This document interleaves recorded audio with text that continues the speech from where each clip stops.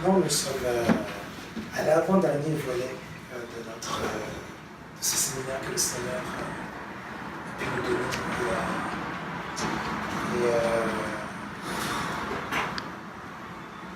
Il nous reste après cela un dernier volet que nous aurons à voir ensemble.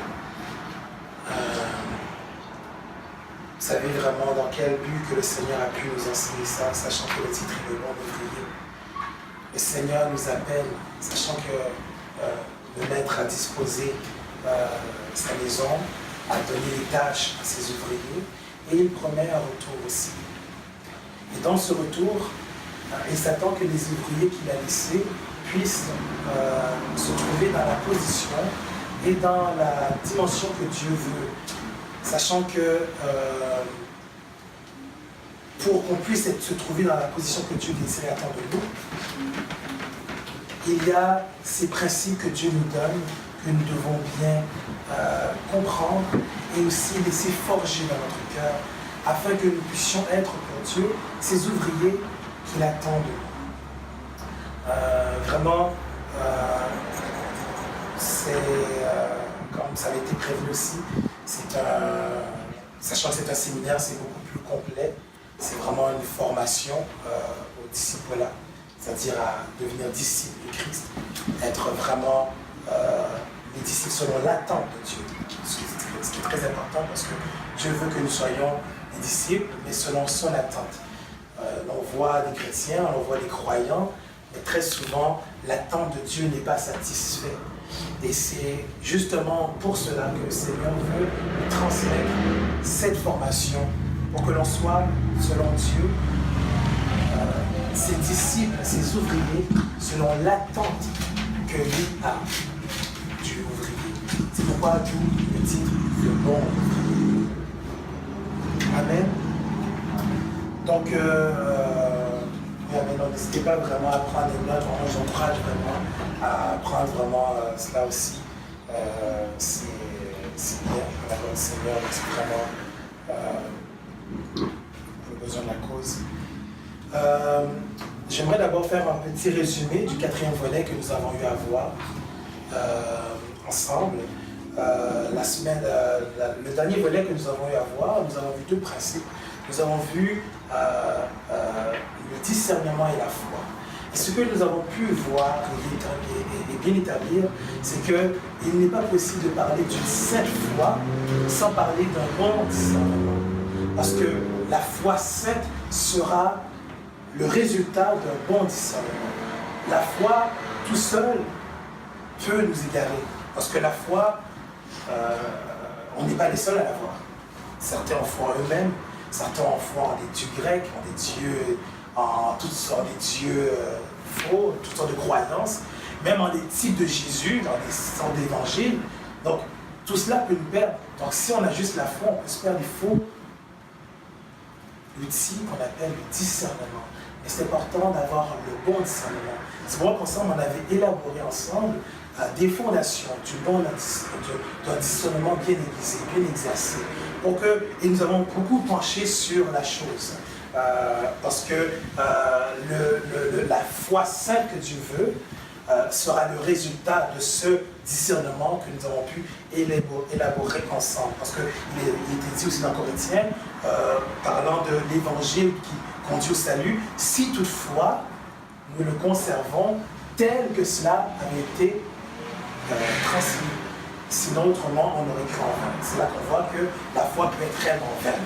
Si elle n'est pas assise sur les piliers de la parole de Dieu, sur un bon discernement. On avait vu aussi ensemble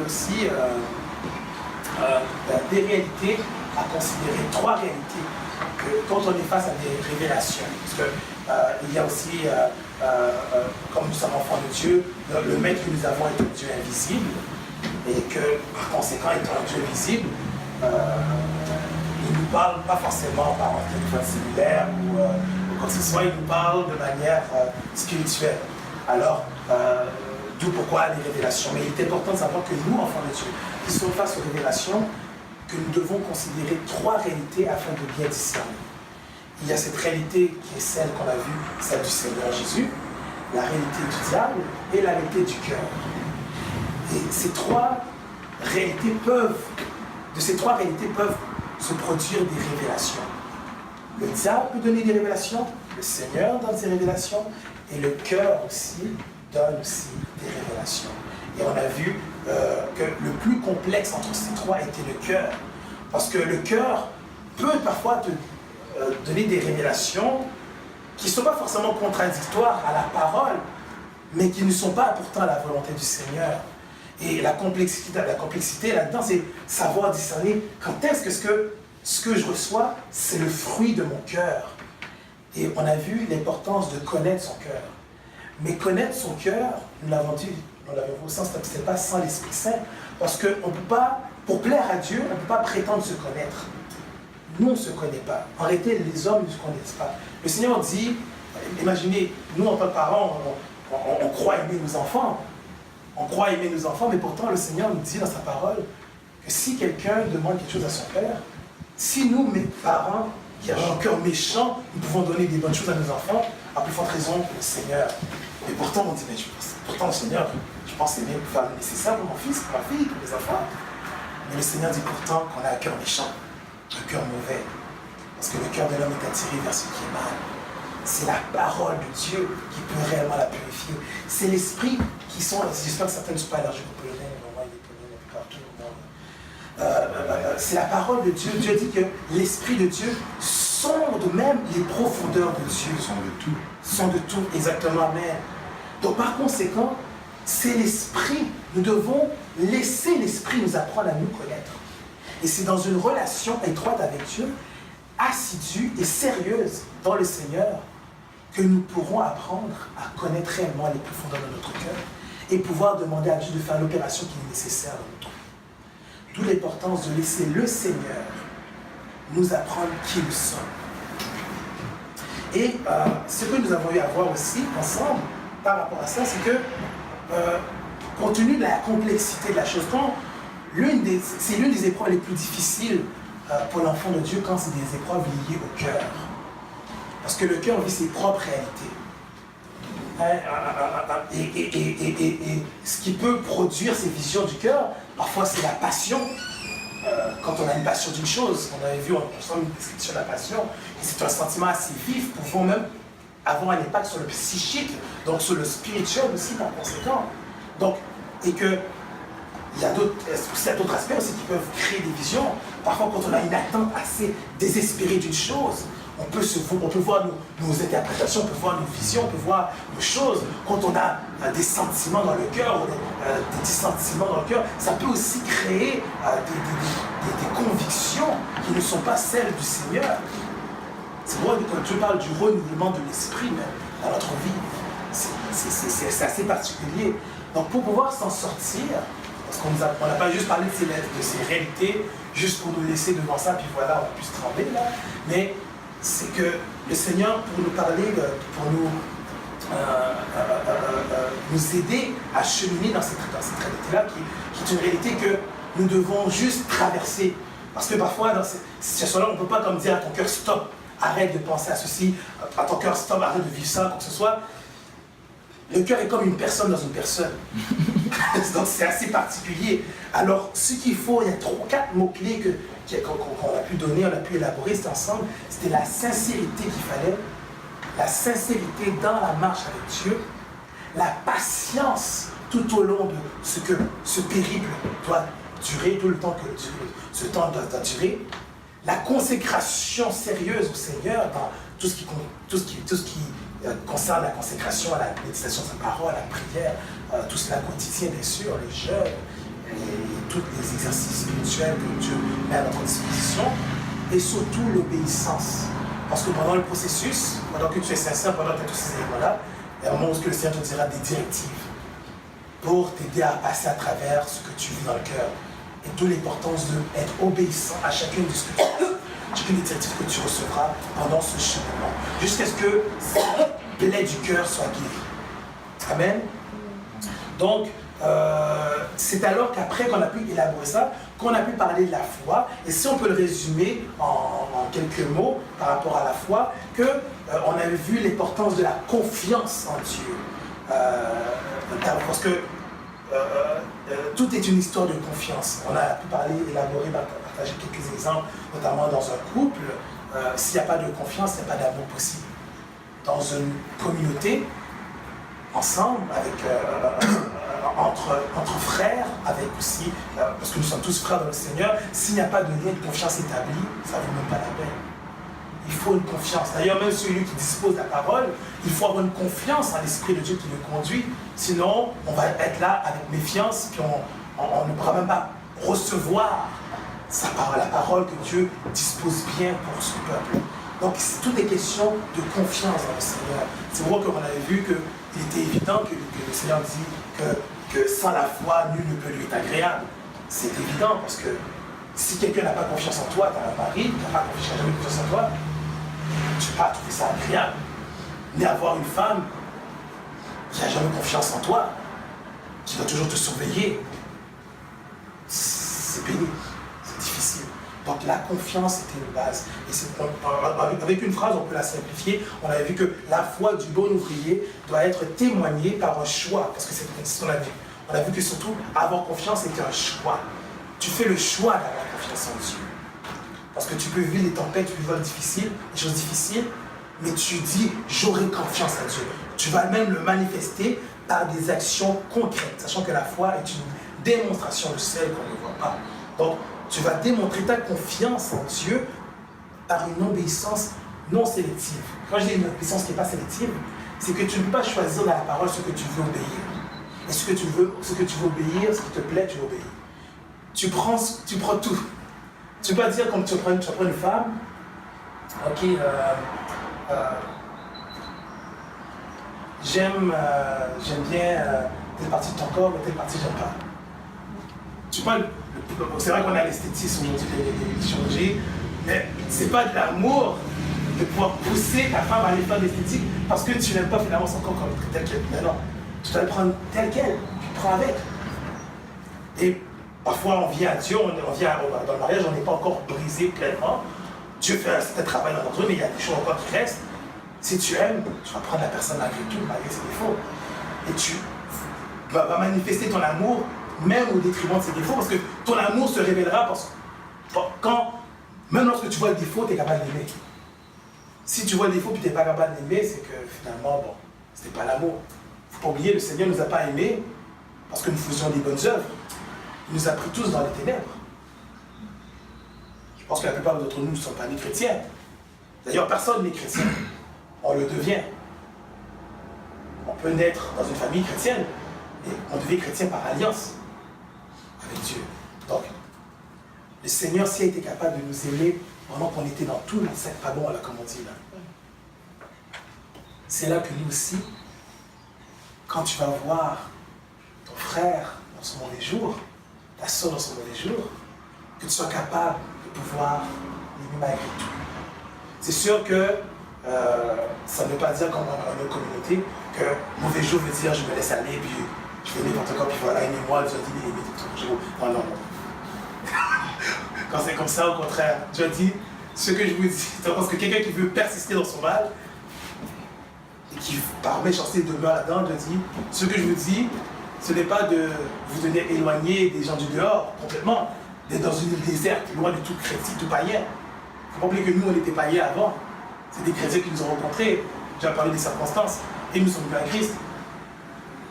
Mais ce que Dieu nous demande, c'est que ceux-mêmes qui se nomment mon frère, ceux-mêmes qui étaient dans la vérité, qui volontairement décident de vivre le mal, c'est-à-dire un pervers, quelqu'un qui fait volontairement la méchanceté, Dieu me demande de ne pas manger à table avec la personne, de se mettre à l'écart.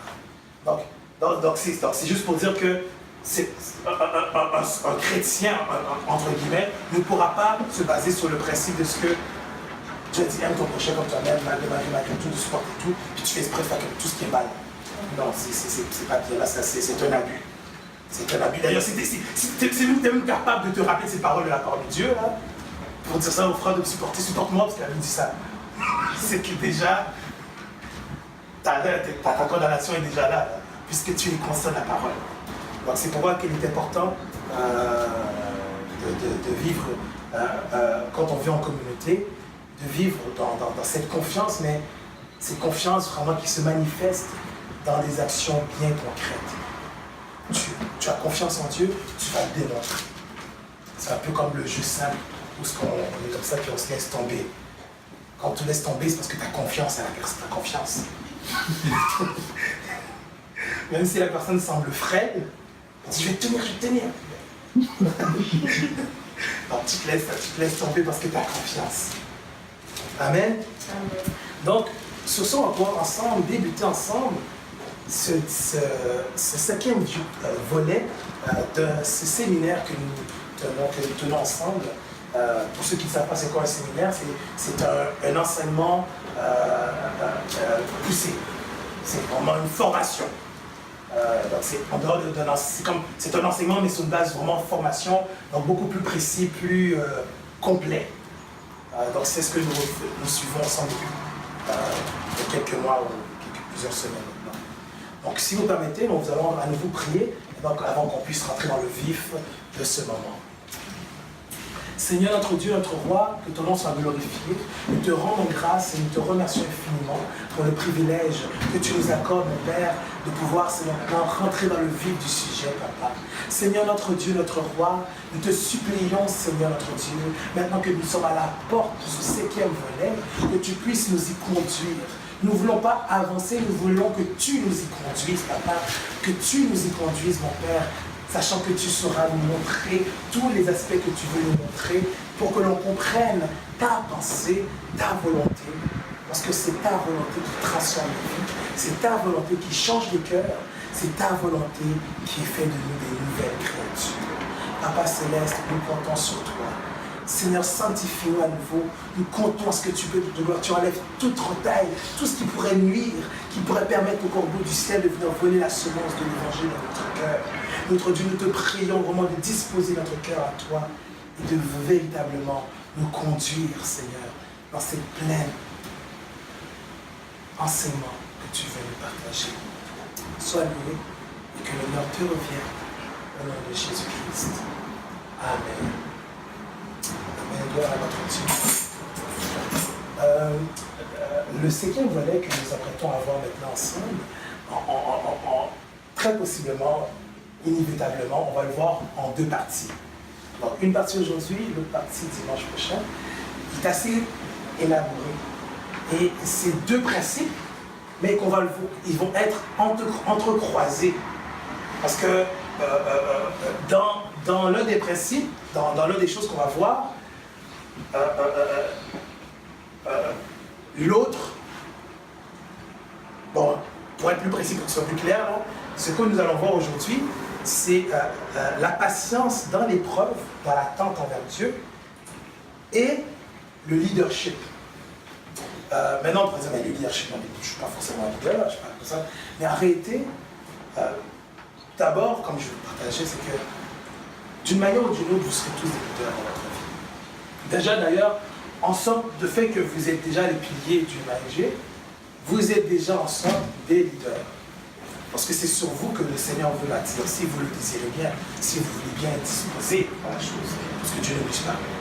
Mais c'est sur vous que Dieu veut bâtir. Et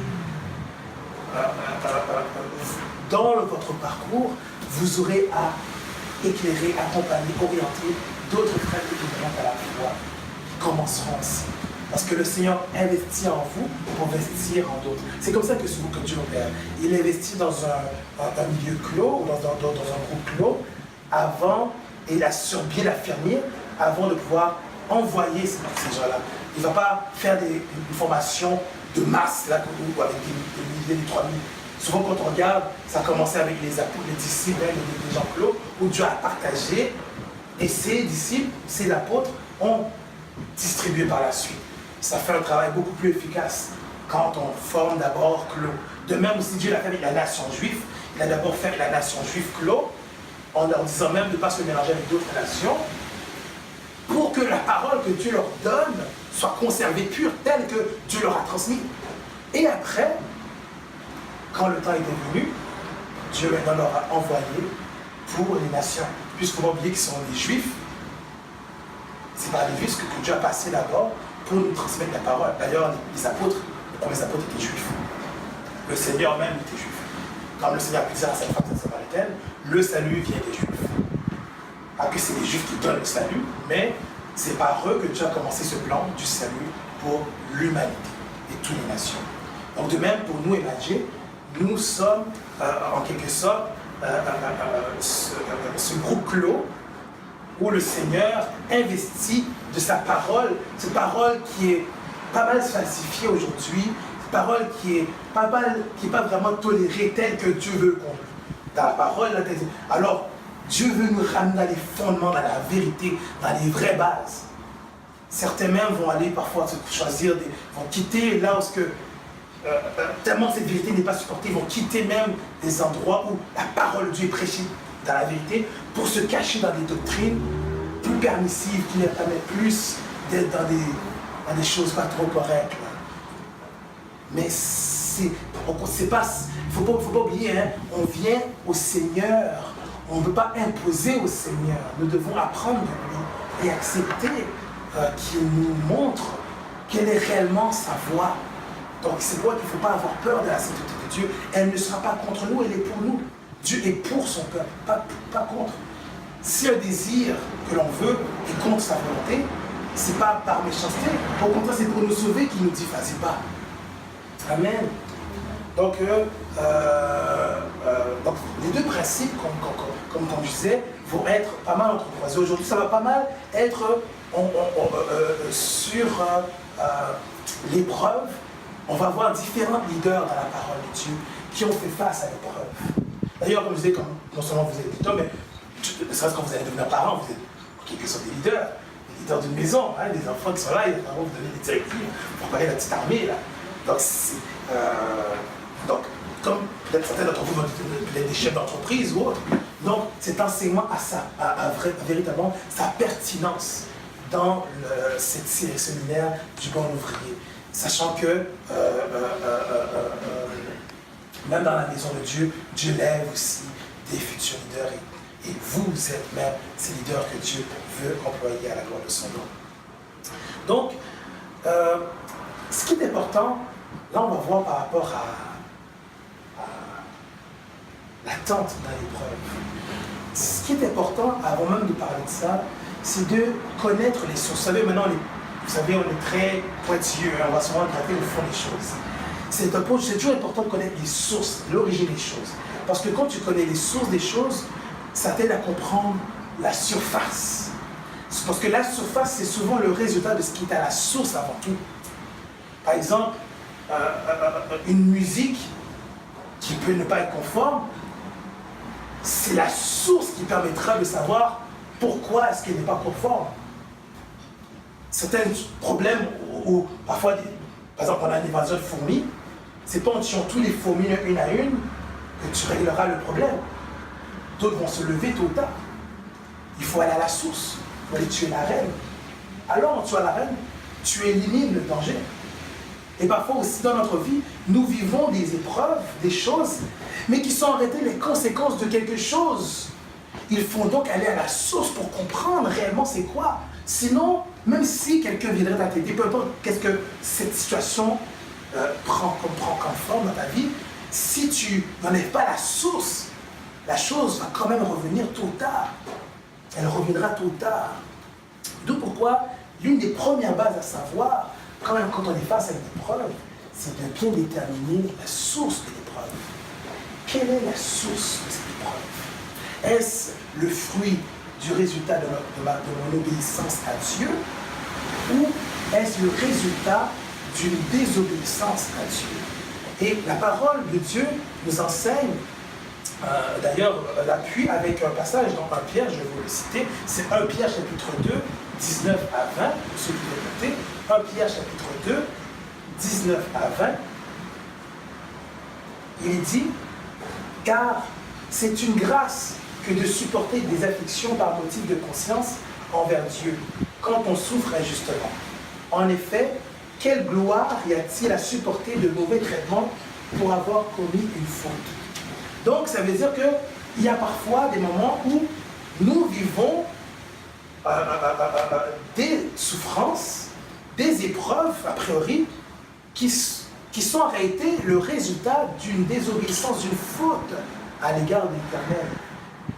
Dans ce cas-ci, on ne parlera pas d'épreuve, on parlera de châtiment. Maintenant, l'origine du châtiment peut soit provenir d'origine, peut être soit d'origine divine, c'est-à-dire la main de Dieu, que Dieu châtie réellement, comme il dit que Dieu châtie celui qu'il aime, ou pour la plupart du temps, c'est réellement le résultat d'une cause à effet, qu'on pourrait dire là, en cause à effet. Parfois, c'est même pas Dieu qui châtie, c'est juste 1 plus 1 égale 2, c'est élémentaire. Donc c'est sûr que tu fais la chose, ça va arriver vers telle chose. La plupart du temps, c'est même pas Dieu qui nous frappe, c'est souvent parfois juste notre propre conséquence qui nous châtie. Donc d'où l'importance de bien déterminer l'origine de la chose. Et Jacques pousse la chose un peu, c'est quoi d'ailleurs que Jacques nous dit un peu, je vais encore le citer pour vous, c'est Jacques 5, versets 13 à 16, je répète, Jacques 5, versets 13 à 16, il est décrit, « Quelqu'un parmi vous est-il dans la souffrance? Qu'il prie. Quelqu'un est-il dans la joie? Qu'il chante des cantiques. Quelqu'un parmi vous est-il malade? Qu'il appelle les anciens de l'Église. Et que les anciens prient pour lui en loignant d'huile au nom du Seigneur. La prière de la foi sauvera le malade. Et le Seigneur le relèvera. Et s'il a commis des péchés, il lui sera pardonné. Confessez donc vos péchés les uns aux autres et priez les uns pour les autres afin que vous soyez guéris. La prière fervente du juste a une grande efficacité. » J'aimerais me pencher vraiment particulièrement lorsqu'on parle. Tout d'abord, on dit « Quelqu'un parmi vous est-il dans la souffrance qu'il prie ?» Pourquoi la prière dans la souffrance? Parce que la prière te permettra de pouvoir aller auprès du Seigneur et connaître l'origine. Parce que parfois, tu peux vivre quelque chose que tu ne sais pas. Mais quand tu es dans la prière, ça te permet de réfléchir. La prière est la réflexion du chrétien. Parce que le Seigneur souvent se révèle à l'enfant de Dieu par la prière. Quand il va chercher la face de Dieu. Il y avait une situation que David avait vécue, un grand leader dans la parole de Dieu, où il y avait une famine qui s'était instaurée et elle persistait, cette famine.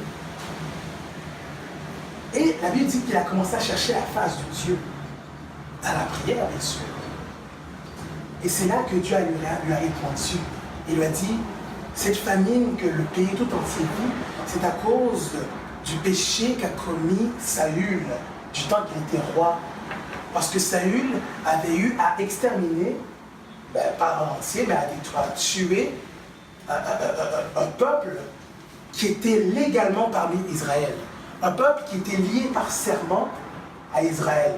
Parce que quand Israël était envoyé pour détruire tous les Cananéens, il y avait eu cette ville qui avait été très intelligente, en tout cas rusée, je pourrais dire surtout, et ils sont déguisés en royaume, hein, ils ont mis des vieux vêtements, ils ont pris du vieux pain, ils ont pris des vieilles choses, pour donner l'apparence qu'ils ont fait un long voyage. Et leur dire, mais faites alliance avec nous. Et ils étaient très axés sur le fait, faites alliance avec nous pour que nous soyons en paix l'un envers l'autre. Mais c'est parce qu'ils savaient bien qu'ils étaient venus pour les détruire. Puis comme ils savaient que tout ce que Dieu avait fait avec eux, à d'autres nations, alors ils ne voulaient pas les détruire. Et sans consulter l'Éternel, ils ont fait alliance, ils ont réellement dit, on fait alliance. Mais après, Dieu leur a permis de découvrir que finalement ils étaient juste des voisins. Et que finalement, c'était réellement pas du tout des gens qui venaient de loin. Mais cependant, c'était trop tard. Ils étaient déjà liés. Alors, ils sont restés parmi Israël jusqu'à dernièrement. Mais dans son zèle, la Bible dit, dans son zèle, Saül et toi, on parle de zèle. Mais pourtant, Dieu condamne et Dieu châtie même. Ça nous montre qu'un zèle peut nous amener à faire ce qui est mal. Il faut un zèle avec intelligence, un zèle avec discernement, un zèle conformément à la parole de Dieu. Parfois, on peut être zélé, on fait des choses pour Dieu, oui, mais ça n'honore pas Dieu parce que ça ne respecte pas sa parole. Et c'est très important que notre zèle honore la parole de Dieu. Lui, dans son cas, Saül, son zèle l'a amené à faire ce qui est contre la volonté de Dieu. C'est vrai que c'était des Cananéites, mais c'était des Cananéites que vous ne pouviez plus toucher parce que vous étiez déjà liés par serment. Et plusieurs années plus tard, le pays en entier en a vécu des conséquences. Mais si David n'avait pas cherché la face de l'Éternel, si David n'avait pas prié, comment est-ce qu'il aurait fait pour savoir que cette famille qui persiste encore, c'est le résultat d'un péché? Donc, d'où l'importance, on dit, quelqu'un parmi vous est-il dans la souffrance? Qu'il prie. Qu'il prie. Parce que dans la prière, Dieu sera conseillé, orienté, éclairé. Et plus loin, dans le même passage, on dit même que quelqu'un est-il malade? On parle vraiment qu'il fait appel aux anciens, mais après il fait appel aux anciens parce qu'il dit, si une faute quelconque avait été faite, il lui sera pardonné. Pourquoi est-ce qu'on parle malade après sa faute? C'est parce que parfois, certaines maladies qu'on peut vivre, ou certaines souffrances que l'on peut vivre, sont réellement le résultat d'une faute, comme on disait. C'est vrai qu'on dit, après ça, que par rapport au malade, et s'il a commis des péchés, il lui sera pardonné. Confessez donc vos péchés. L'importance de repentance. Mais j'aimerais aussi souligner quelque chose. C'est important de savoir aussi que parfois, il arrive que une épreuve peut naître après un châtiment. Après un châtiment d'un péché qui a pourtant été pardonné. On avait vu tout d'abord que de regarder la source, que la source peut être soit, d'une épreuve peut être soit tout simplement le résultat de notre obéissance à Dieu, ou d'un péché quelconque. Dans le cas d'un péché, on a vu son châtiment. Mais il arrive qu'après un péché pardonné, tu vis les épreuves liées à ton péché pourtant pardonné.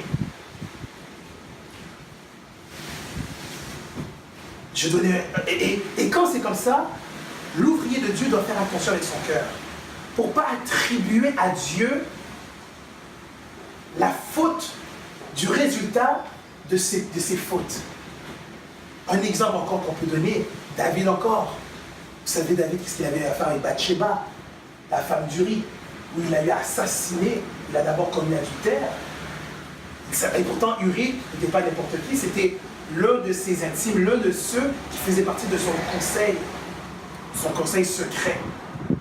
Et il a trahi son intime en couchant avec sa femme.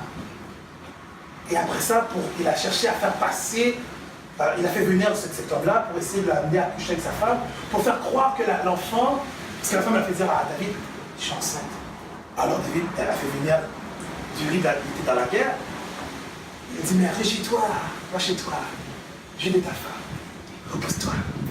Pour que, en croyant coucher avec sa femme, que l'enfant qui se naîtrait serait en réalité son enfant, mais que presque son enfant.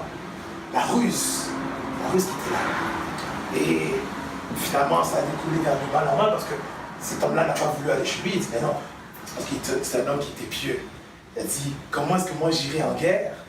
J'irai chez ma femme, j'irai chez moi, me réjouir alors qu'Israël est en guerre et que même l'arche de l'Éternel n'a même pas sa propre maison. Non, moi je ne dormirai pas chez moi. Alors finalement, il va sa piété. Il invite encore le lendemain. Le lendemain, ce qu'il fait, il l'enivre. Il lui donne la boisson, allez boire. Parce que souvent, quand on est ivre, on est plus chaud pour faire des choses. Alors finalement, il a enivré, mais Dieu, dans sa fidélité, a fait en sorte que, malgré cela, bien qu'il a détillé, il n'a pas été dormir chez lui pour coucher avec sa femme. Il a dormi même devant le pavé du palais du roi. Alors finalement, c'est là que le roi, ce qu'il a fait, sachant que les soldats n'ont pas le droit de lire les lettres qu'on leur donne, de confier au général, il lui a donné une lettre dans laquelle il était écrit « Celui qui te donne la lettre, mets-le au fort de la bataille, après ça, retirez-vous. » pour qu'il meure de l'épée de l'ennemi. Ça ne sera pas vous. C'est l'ennemi qui l'a tué. Mais en réalité, c'est un assassinat quand même. C'est un assassinat par la main de l'autre. Mais Dieu, qui est un Dieu juste, ce qu'il a eu à faire, il a envoyé Nathan. Et Nathan est venu, s'est présenté. Et d'abord, il lui a présenté à travers une parabole la cause, la chose. Il a dit, c'était deux hommes. Un homme riche qui avait plusieurs brebis et un homme pauvre qui avait qu'une seule brebis. Et l'homme pauvre aimait sa brebis comme sa propre fille. Il en prend les soins, il la nourrissait, il dormait même avec. Mais finalement, l'homme riche qui avait déjà plusieurs brebis avait un invité qui venait dormir chez lui, qui venait manger chez lui. Alors, à la place de prendre parmi tous ces brebis qu'il a déjà, il est allé prendre la brebis, la seule du pauvre. Qu'en penses-tu? David était animé d'une grande colère. Il mérite la mort. Et il devra restituer au quadruple ce qu'il a eu à prendre. Attends, c'est toi ce homme-là. Uri avait juste une femme. David avait plusieurs femmes déjà.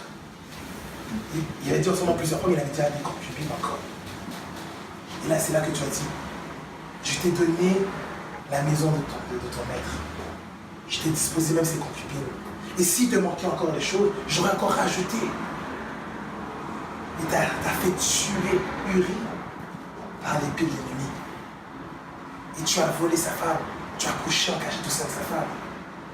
Alors c'est pourquoi, et là finalement David était dans la course, son corps commençait à battre. Il a dit j'ai péché, il était vraiment sincèrement repentant. Parce que normalement, la sentence d'une telle chose, c'est la mort par lapidation. Un adultère, on tue et la femme et l'amant par coup de gorge. Alors, David était là, j'ai péché.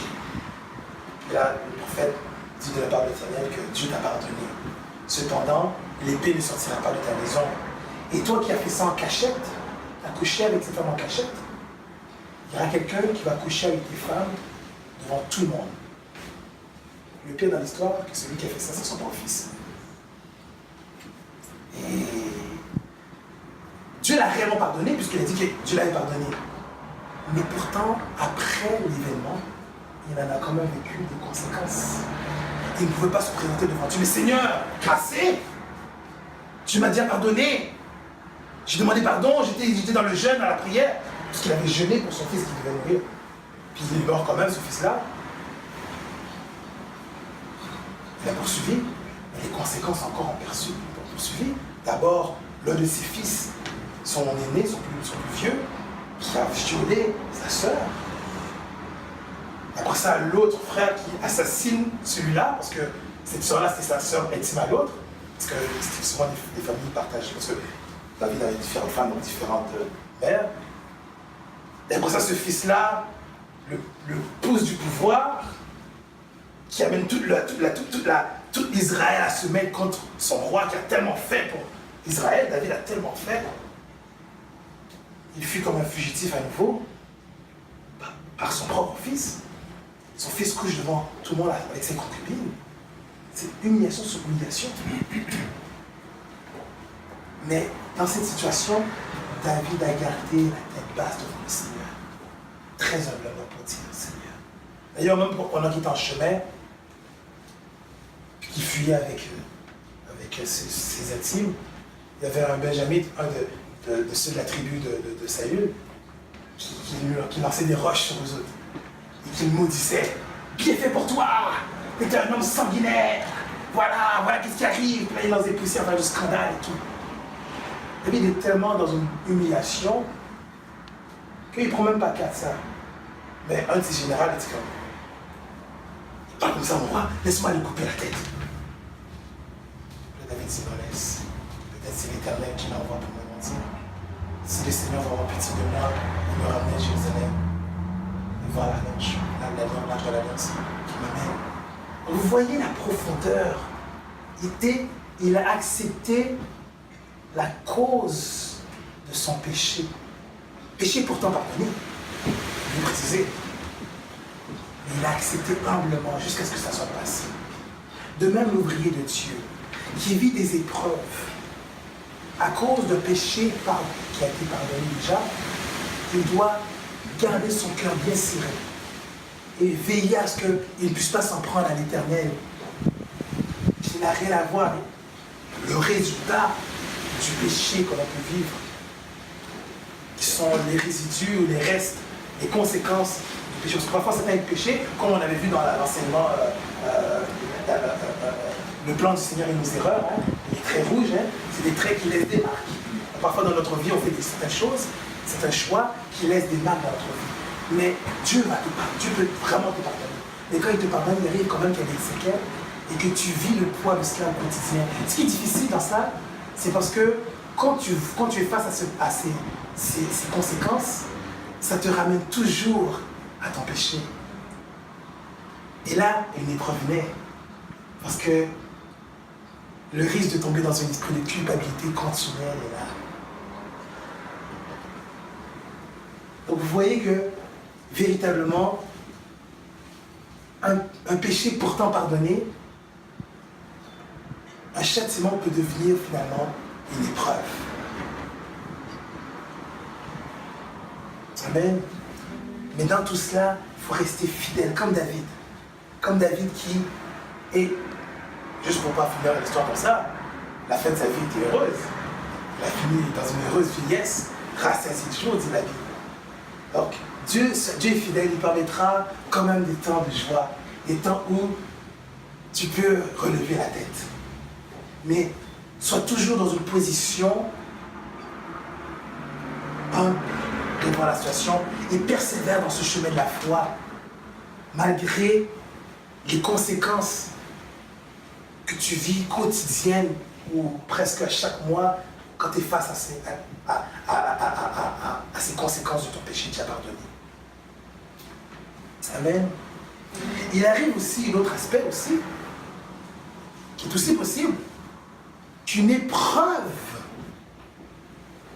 qui est réellement une épreuve de l'obéissance ou d'une épreuve de foi bien naturelle, une épreuve de foi permise par Dieu, peut finir par devenir un châtiment aussi. Il arrive parfois que l'enfant de Dieu a vécu une épreuve que Dieu permet réellement dans sa vie, mais cette épreuve devient un châtiment, et ce qui le fait, c'est son comportement dans l'épreuve. Donc, notre comportement dans l'épreuve peut tourner notre épreuve en châtiment. Rappelons-nous des Israélites où le Seigneur a volontairement permis qu'ils traversent le désert, et pas par le chemin le plus rapide pourtant, mais par un chemin un peu plus difficile, juste pour les éprouver. Mais quand ils arrivent devant Canaan, à la place d'accomplir la raison pourquoi Dieu les a mis là, ils se sont détournés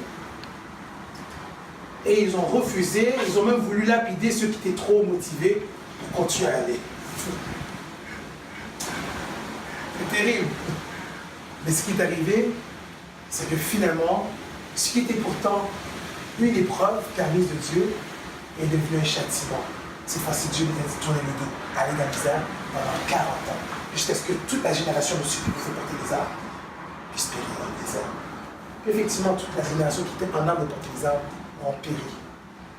Donc, ce qui était une épreuve pourtant permise de Dieu est devenu finalement un châtiment.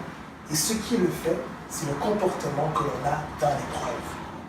C'est pourquoi d'ailleurs que ça donne la pertinence de cet enseignement qu'on est en train de voir, de ce qu'il y a réellement une attitude à avoir dans l'épreuve. C'est pour qu'à travers différents leaders de la parole de Dieu, nous allons pouvoir voir ça ensemble.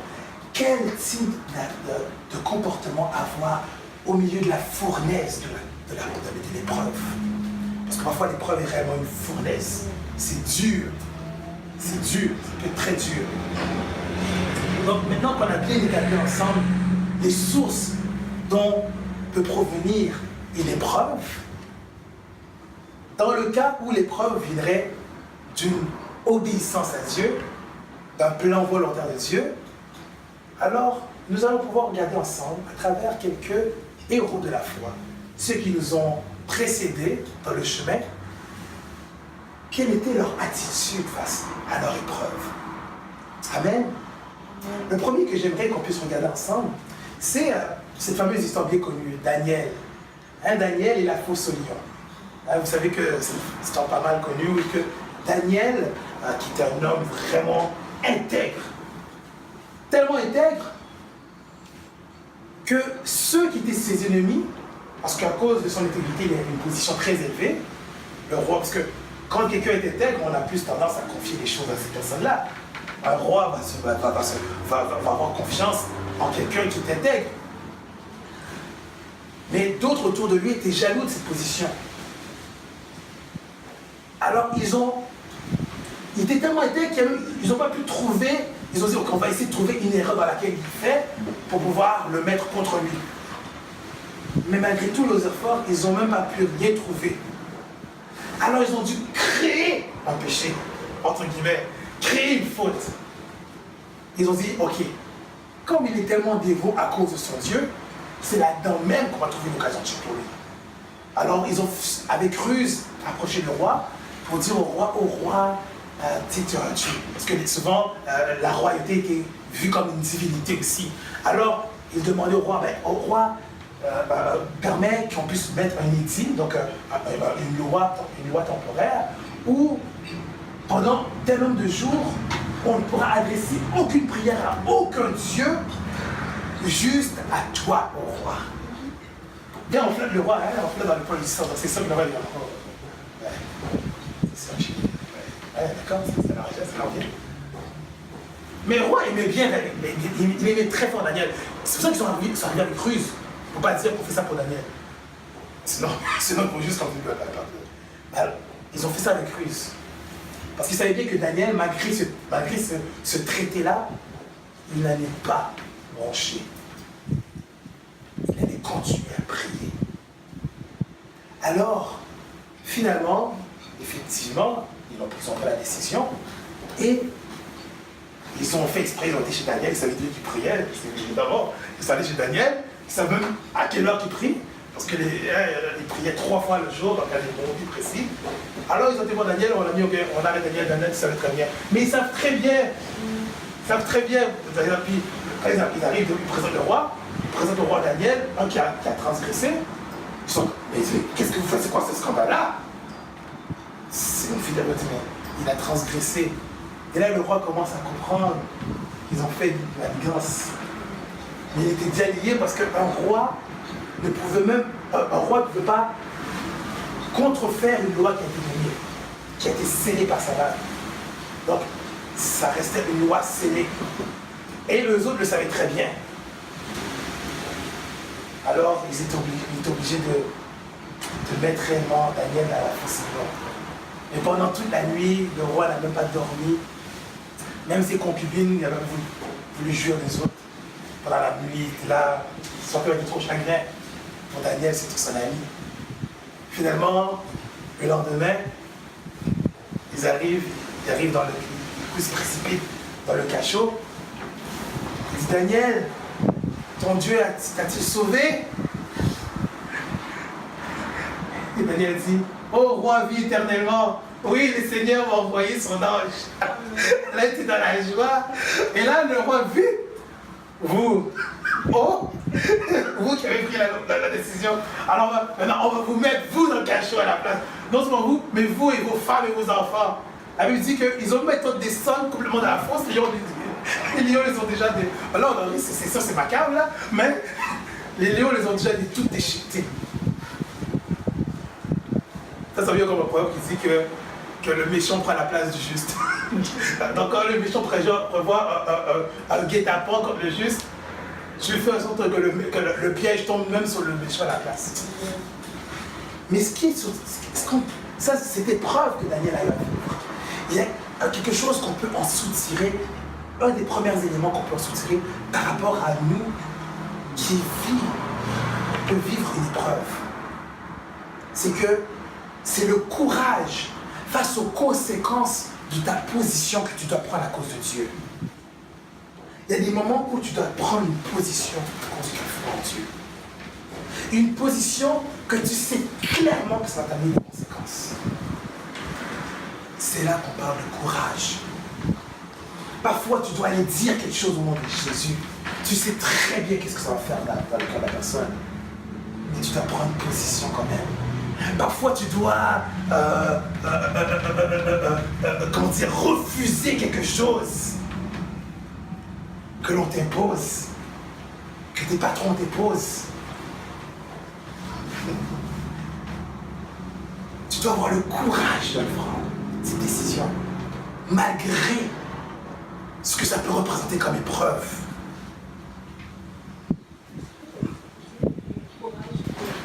Le courage face aux conséquences de la position à prendre à cause de notre foi dans l'épreuve. Et courage, c'est la première chose que tu dois avoir quand tu traverses une épreuve. Le courage. Tu vis ça à cause de ton Dieu. Courage. Sois courageux. Accepte tout ce que tu dois vivre. Peu importe les conséquences que tu sais d'avance que ça va générer. Parfois on est battu, on sait très bien qu'est-ce que ça va amener. Cependant, tu dois avoir le courage. Amen. C'est la première chose. La seconde histoire que j'aimerais qu'on puisse regarder ensemble, c'est l'histoire de notre Maître, tout simplement, Jésus, dans le jardin de Gethsémani. Oh, quel jour éprouvant. Un moment très douloureux. La Bible dit même qu'il était angoissé jusqu'à la mort.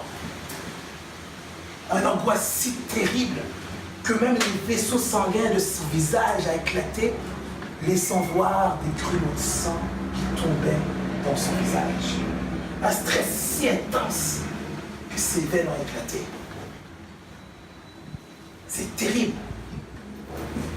Et on ne peut pas pleinement comprendre, mais si on veut essayer de comprendre un peu, on peut comprendre parce qu'il savait avec précision tout ce qu'il s'apprêtait à vivre.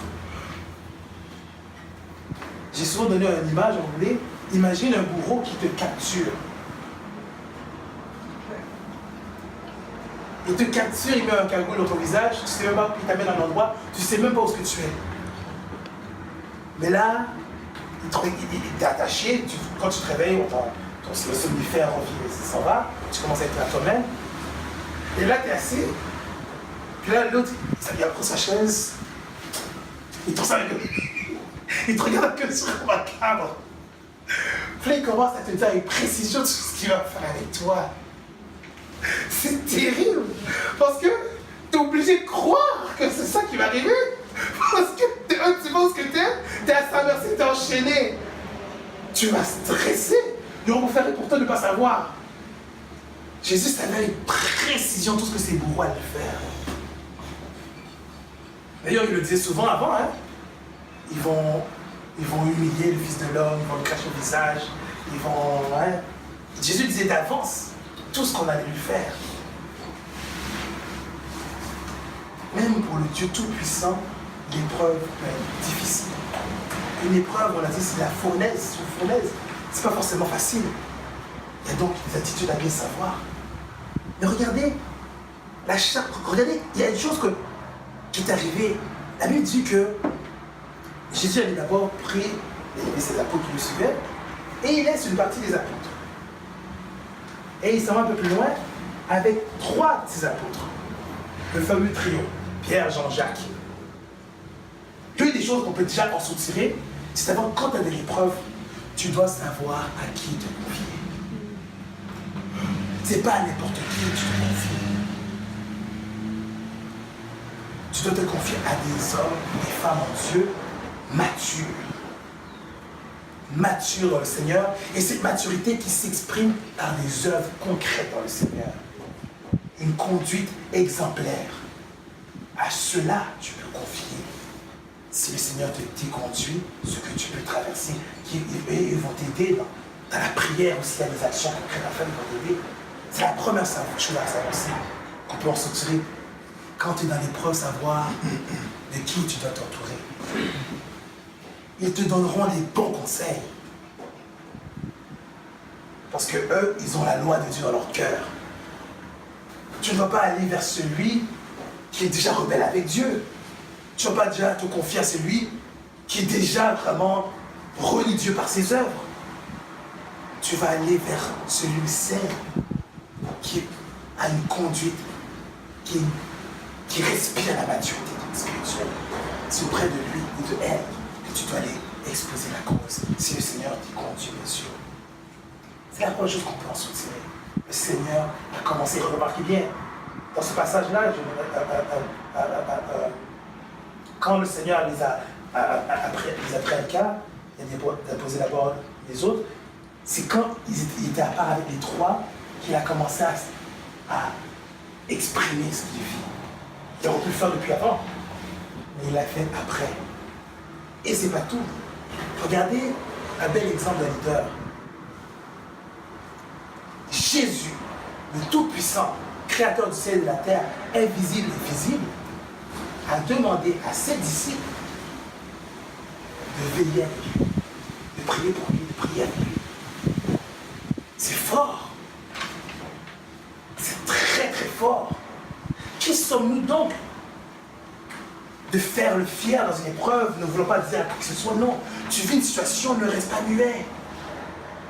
Sache juste à qui tu confies les choses.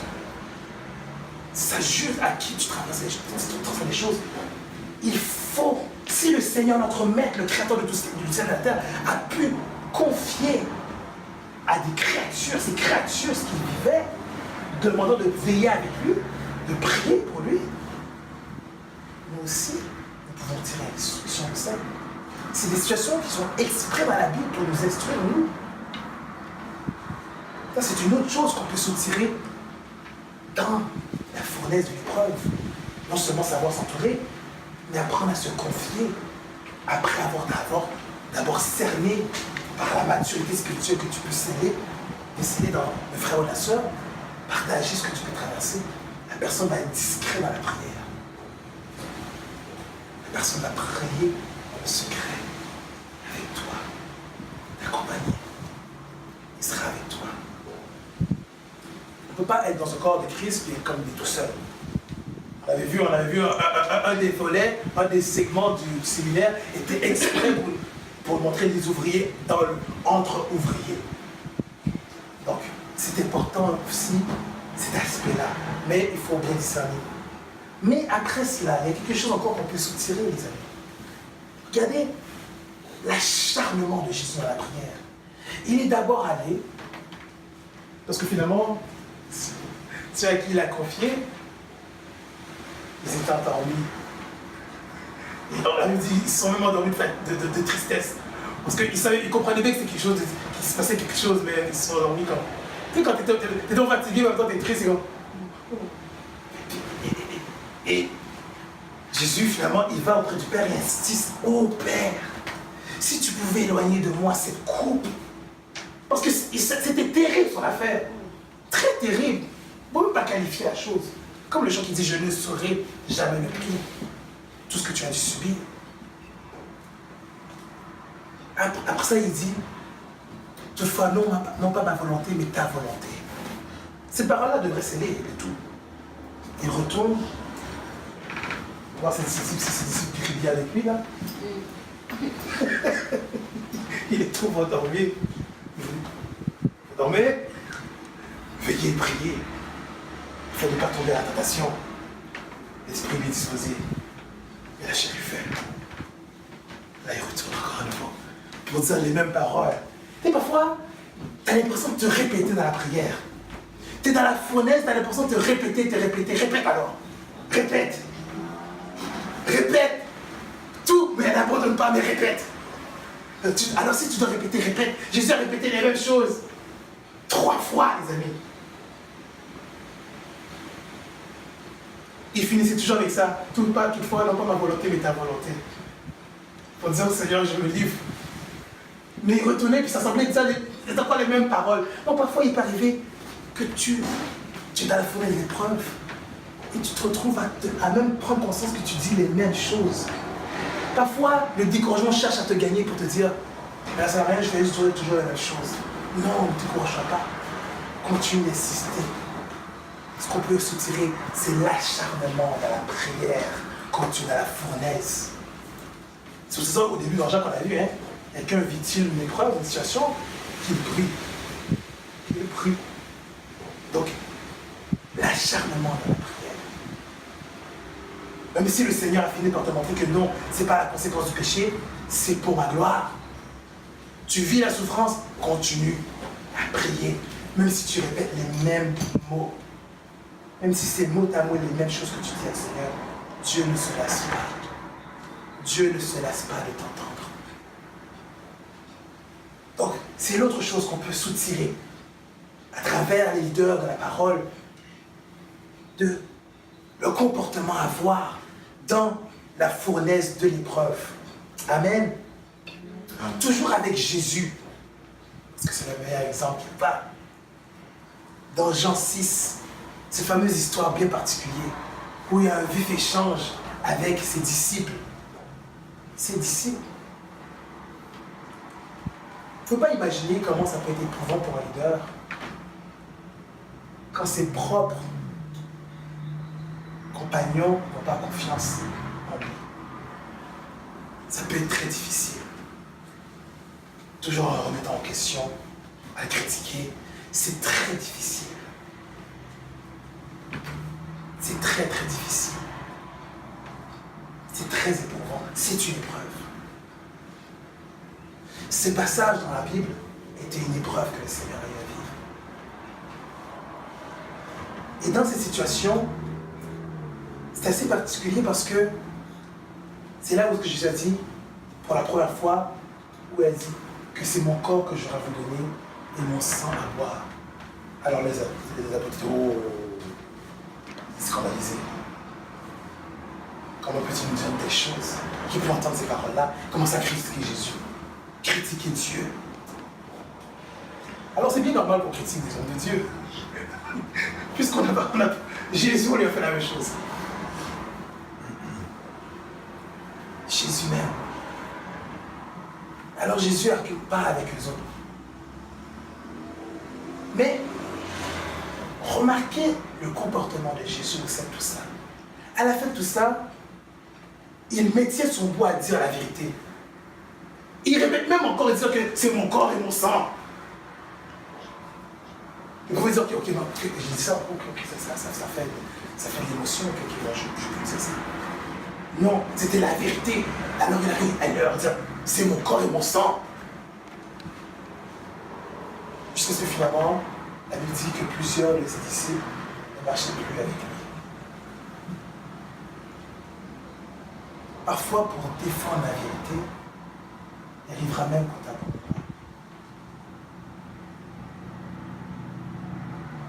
Pour défendre la vérité, ce qui est droit aux yeux du Seigneur, ceux qui étaient même parmi ton cercle, tu les vois se détourner de toi. Mais ce qu'on peut suggérer, regardez comment c'est glorieux. Il aurait pu être pleinement atteint de tout ça, mes amis. Mais non, il se tourne vers les 12 apôtres pour dire, et vous ne partez pas? Jésus, la Bible dit que Jésus n'avait pas besoin qu'on donne témoignage de lui. Il savait très bien qu'est-ce qu'il est dans le cœur de l'homme. Il sait ce qu'il est. Il sait ce qu'il est en Dieu. Tu dois savoir qui tu es en Dieu. Quand tu sais que tu défends ce qui est droit et juste, tu dois savoir ce que tu es. Comme un chant que tu aimes bien.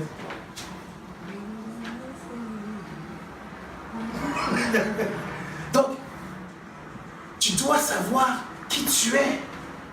Quand tu sais que Jésus agrée ta relation avec lui, agrée ton offrande, ne laisse pas les critiques, les preuves des critiques te détourner et t'amener dans une dépression, parce que c'est souvent beaucoup dans la dépression. C'est très réel la dépression, je vous le dis. C'est très réel. C'est très réel. C'est très réel. Beaucoup d'hommes de Dieu le vivent. Beaucoup d'hommes de Dieu le vivent. Donc, mais tu dois savoir ce que tu es en Christ. Ce que Jésus a eu à te révéler. Ce que Jésus a eu à te dire. Tu sais ce que Jésus t'a montré. Tu t'accroches. Tu sais que tu es sincère. Tu sais que tu n'as pas été faux. Tu sais que tu as été vrai. Tu sais ce que tu as vu. Même si ça coûte la perte de tes intimes.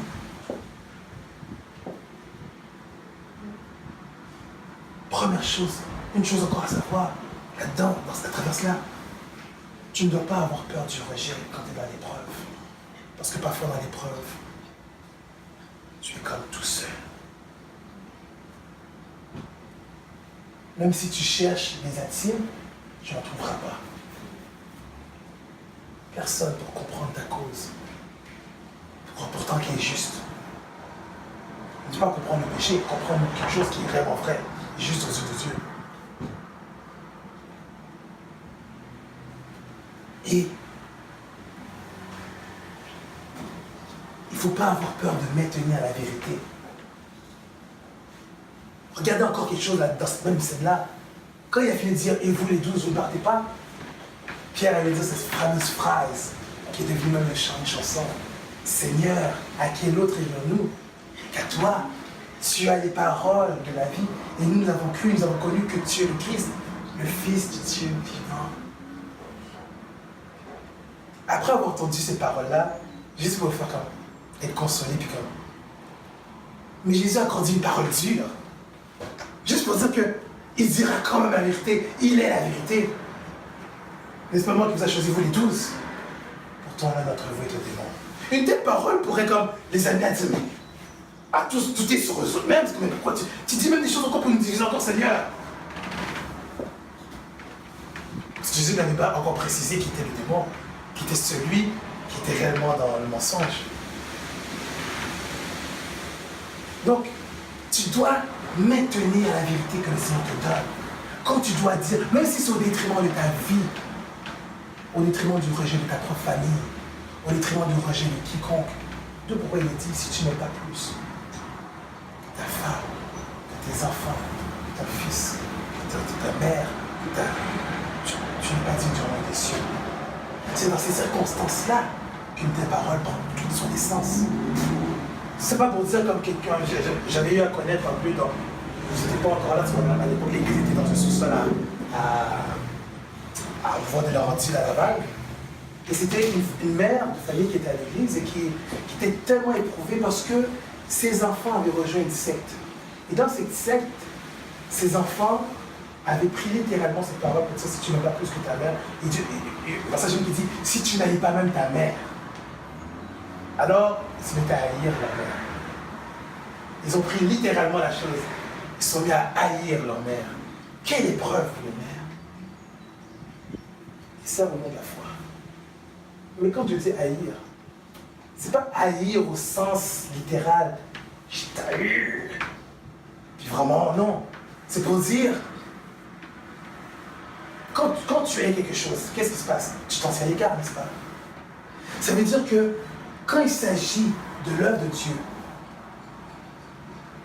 et que tu dois faire quelque chose du Seigneur, si ça t'amène à être rejeté, tu dois accepter cette mise à l'écart. Qu'on t'impose à cause de toi, à cause du nom de Jésus. Tu dois accepter le rejet, tu dois accepter les critiques, tu dois accepter toutes les circonstances. Amen. J'aimerais lire un passage et nous inviter dans le livre de 1 Pierre, ça on peut le lire ensemble. C'est une parole, avant de passer à d'autres héros, mais encore pour parler de notre Seigneur Jésus, comment c'est glorieux ce qu'il a fait. 1 Pierre 2, 20 à 25. 1 Pierre chapitre 2, versets 20 à 25. 1 Pierre chapitre 2, versets 20 à 25. 1 Pierre chapitre 2, versets 20 à 25.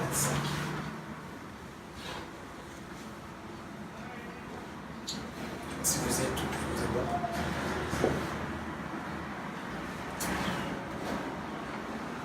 1 Pierre 2, 20 à 25. Je lis au nom de Seigneur Jésus. Mais si vous supportez la souffrance lorsque vous faites ce qui est bien, c'est une grâce devant Dieu. Et c'est à cela que vous avez été appelés. Parce que Christ aussi a souffert pour vous, vous laissant un exemple afin que vous suiviez ses traces. Lui qui n'a point commis de péché, et dans la bouche duquel il ne s'est point trouvé de fraude, lui qui injuriait ne rendait point d'injure, maltraité ne faisait point de menaces, mais s'en remettait à celui qui juge Justement, lui qui a porté lui-même nos péchés en son corps sur le bois, afin que, morts au péché, nous vivions pour la justice. Lui, par les meurtrissures duquel vous avez été guéris, car vous étiez comme des brebis errantes, mais maintenant vous êtes retournés vers le pasteur et le gardien de vos âmes. Amen. N'est-ce pas des belles paroles? C'est toute une édification, un encouragement. Jésus a été injurié, mais n'a pas retourné injure pour injure.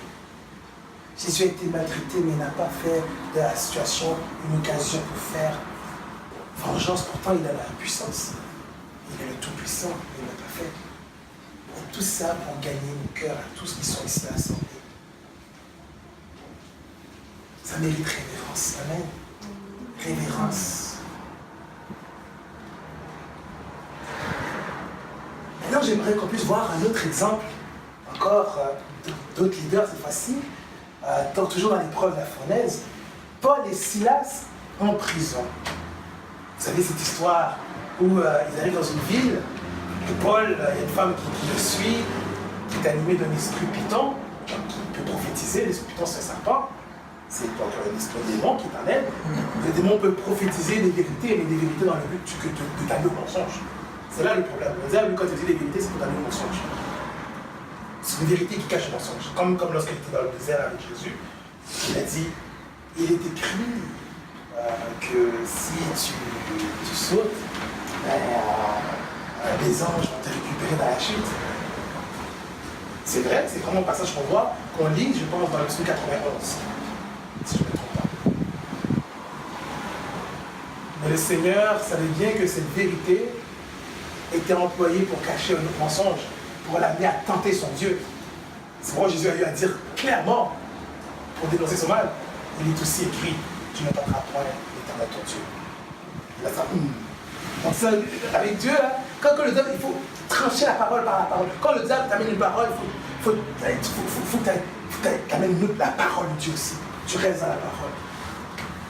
Mais Paul avait eu à discerner que c'était pas par l'Esprit de Dieu, parce que le discernement des esprits qu'il a eu à prêcher, il a eu la voix aussi. Et Paul a bien discerné que l'esprit par lequel il parlait n'était pas l'Esprit de Dieu.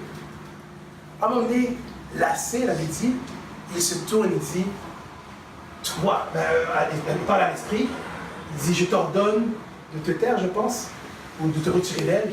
Esprit de Python, exactement, esprit de Python, je t'ordonne de te taire, exactement. Et à l'instant même, la chose s'est arrêtée. Sauf que certains faisaient commerce avec elle. Par ses prophéties et ses divinations, ça lui rapportait de l'argent. Un peu comme ceux qui font le voodoo, des prêtresses. Ah, tu viens les voir, tu as un problème, ils font des petits gris-gris. Et voilà, ils te donnent l'impression que tout est réglé, mais c'est juste un démon qui est parti pour donner un petit souffle pour croire que tu crois bien, que tu sois bien enraciné dans ce mensonge-là. Là. Et après ça, quelques semaines après, il revient avec d'autres choses, puis ça lui donne encore. Et là, quand tu as vu que la dernière fois, tu as vraiment eu un répit, alors tu vas retourner vers la personne, vers le gang, puis il faut qu'il, voilà, il fait encore la même chose.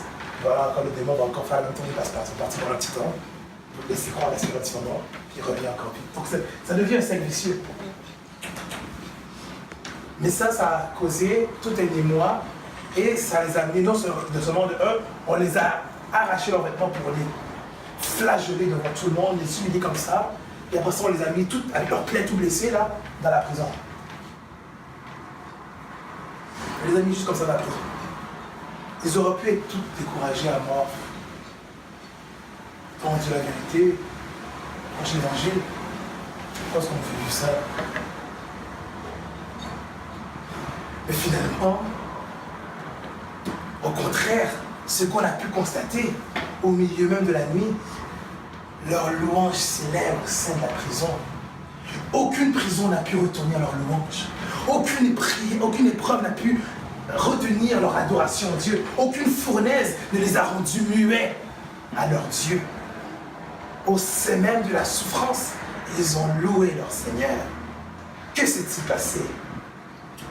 Tous les fondements de la prison ont tremblé Et les portes se sont tous ouvertes. Et les chaînes se sont rompues. Tu es un libéré de Jésus. Quand tu vis une épreuve, ce n'est pas ta fin. Quand tu vis une fournaise, ce n'est pas ta fin. Au sein même de la fournaise, ta louange ne doit pas être conditionnée au bonjour. Quand tu vis une bénédiction, on peut louer là, comme ça, on va sauter comme ça. Mais quand tu vis une preuve, non. Dans la joie, comme dans la souffrance, ta louange ne doit être retenue par rien. Au contraire, quand tu loueras, ça c'est le truc, un des trucs. Quand tu adores Dieu, quand tu vis l'épreuve dans la bonne position, quand Dieu finit de voir, tu permets à Dieu de voir ce qu'il veut voir dans ta vie, à travers l'épreuve, ça peut souvent pousser Dieu à faire en sorte que le test finisse le plus tôt possible. C'est comme quelqu'un qui est trop bolé pour sa classe. Qu'est-ce qui se passe? On le fait sauter de classe, n'est-ce pas? Mais c'est la même chose. Les épreuves, c'est des examens pour voir est-ce qu'il a bien appris. Mais si, déjà depuis les premiers numéros d'examen, c'est 100%, 100%, 100%, enfin, on va être carré là. Attends, on va dans le classe. Donc, de même, au sein de la fournaise de l'épreuve, ta louange ne doit pas cesser. Ton adoration, ta relation avec Dieu ne doit pas cesser. Les chaînes n'ont pas pu les empêcher de se consacrer à Dieu, ni les empêcher de célébrer et d'honorer leur Dieu en le célébrant dignement, aucunement. Amen. Amen. Encore un autre exemple, cette fois-ci avec Abraham et la famine qu'ils ont eu à vivre. Cette situation-là est particulière parce que il y a, entre guillemets, une erreur, une faute. Mais ce n'est pas vraiment une faute faite dans un péché volontaire ou que ce soit. Je vais m'expliquer. Dieu avait promis à Abraham de l'amener. Dieu l'avait dit d'aller à Canaan, là où il montrera les terres qu'il lui donnerait. Il y va, et à un moment, dans ce pays qui devait être un pays de délices, à la place de vivre les délices, ils vivent la famine. Sauf que, il ne faut pas oublier, Abraham n'était pas seul. Abraham avait des troupes qui le suivaient, là-dedans des enfants aussi, des familles. La famine, souvent, peut causer même la mort. À l'époque, c'était assez autant que ça. Donc, il était pris parce que Dieu ne le parlait pas. Tout ce que Dieu lui avait dit, sans lui dire comment le servir constamment, il lui dit, va à tel pays, à tel endroit que je te montre, et là tu me serviras. Et je te rendrai une multitude et tout. Quel était son nom, quoi que ce soit, il avait juste entendu la voix, il a sonné là. Il a eu confiance à la voix de Dieu. C'est d'ailleurs pourquoi on l'appelle le pas de la foi. Il arrive des moments où Dieu t'a dit une parole que tu suis fidèlement. Mais que tu traverses des situations où la parole que Dieu t'avait dite ne peut pas t'éclairer dans cette situation-là. Où tu n'as pas plus d'informations parce que ce que Dieu t'avait dit, comment dire, tu te demandes, est-ce que je peux faire malgré ça? Parce que dans cette situation, ce qu'il vivait, il y avait cette parole où Dieu avait dit qu'il allait le bénir, que c'était un pays qui allait être prospère et tout. Mais de l'autre côté, tu as des gens qui tombent, qui souffrent. Un leader, parfois, de prendre des décisions, c'est pas facile. Alors, il était pris dans un sandwich, quelque chose de difficile. Parce que d'un côté, il ne veut pas trahir son Dieu, et de l'autre côté, il ne veut pas voir tout le monde périr. comme la parole. Je ne pense pas, bon, le Seigneur, Dieu est dans son cœur, c'est Dieu qui sait, mais pour un temps, il a été immigré en Égypte. C'est une décision qu'il a eu à prendre à cause de la circonstance. Ce n'est pas Dieu qui a dit va en Égypte. C'est une décision qu'il a prise à cause des circonstances. Parce que, malgré il n'y a pas eu de parole qui lui a permis de savoir, bon, est-ce qu'il y a eu à prier, Seigneur, est-ce que je peux faire ça? Ça, on ne le sait pas. Mais tout ce que l'on sait, c'est qu'il est allé en Égypte. Et quand il est allé en Égypte, on a failli voler sa femme. Parce qu'à l'époque, ce n'était pas aussi comme on a aujourd'hui. À l'époque, tu vois une belle fille dans la femme, tu vois une belle fille dans la rue, tu vois un garçon à côté de lui, tout ce que tu fais, mais c'est classe. C'est tout. T'es une viande. C'est tout. C'était aussi archaïque que ça. Alors, c'est d'ailleurs pourquoi, comme il avait peur qu'on le tue à cause de sa femme, parce que sa femme était belle, ça c'est impressionnant, parce que malgré sa vieillesse, on dit qu'elle était très belle encore. Une femme qui vieillissent bien. Et là, il lui a demandé de dire cela, et comme tu dis à tout le monde, parce que je sais que tu es fais ça pour moi. Dis que tu es mon frère. C'est vrai que c'est son demi-frère. Même père, même mère différente. À l'époque, c'était permis. Jusqu'à ce que Dieu m'ait aimé. Parce que, imagine, d'ailleurs, les premiers hommes qui se sont mariés, c'était des frères et des sœurs. Vraiment, des mariages comment on dit? Consanguins, voilà, merci. Consanguins. Parce que, quand tu regardes Adam et Ève, t'as pas d'autres femmes sur la terre. T'as Adam et Ève. Alors, ça serait complètement obscène de penser que les enfants pouvaient coucher avec leur mère, non? Alors, ils n'ont pas eu juste des hommes, ils ont eu des enfants, parce que Caïn et Abel, et l'autre Seth qui est venu aussi, ne sont pas les seuls enfants d'Adam et Ève. Dans un passage, on dit que Adam eut des fils et des filles. Donc, il a eu des filles et des fils. 900 ans de vie, tu as le temps de faire des enfants. Imagine-toi en 50 ans de vie, parfois tu as des femmes qui peuvent arriver avec 20 enfants, 15, 20 enfants. 900 ans de vie, là, tu as le temps de faire des enfants. Alors, les frères prenaient leurs sœurs. Au début, c'était normal. Mais à fur et à mesure que la terre se multiplie, alors là, on dit, le Seigneur a eu à mettre parole où il interdit les relations consanguines. Voilà, merci. Donc, on est assez nombreux pour que tu n'aies pas besoin de marier ta cousine, ta demi-frère, ta demi-sœur, ou que ce soit. Donc, c'est vrai que cette réalité pouvait être là. Donc, Abraham était marié à sa demi-sœur. Alors, il se basait sur cette vérité-là pour cacher une autre vérité. Il a failli perdre sa femme. Si ce n'avait pas été de l'intervention divine du Seigneur, où le Seigneur, à cause qu'on a pris sa femme, a frappé d'hémorroïdes tout le pays. Donc des maladies, des plaies qui se passaient à cause d'une femme. Comme un passage qui dit, ne touchez pas à mes poings. Pour une femme, la femme de sa putain, c'est normal. T'es protégé à bloc. C'est pas que quand tu vis une preuve, dis que Jésus est au courant. Rappelez-vous d'Élie. Une armée qui était contre ce seul homme-là. Il était très calme. Et là, son serviteur qui est à côté dit, mais maître, on est entouré. Lui tout calme, il dit, on ne fait pas. Ceux qui sont avec nous sont plus nombreux.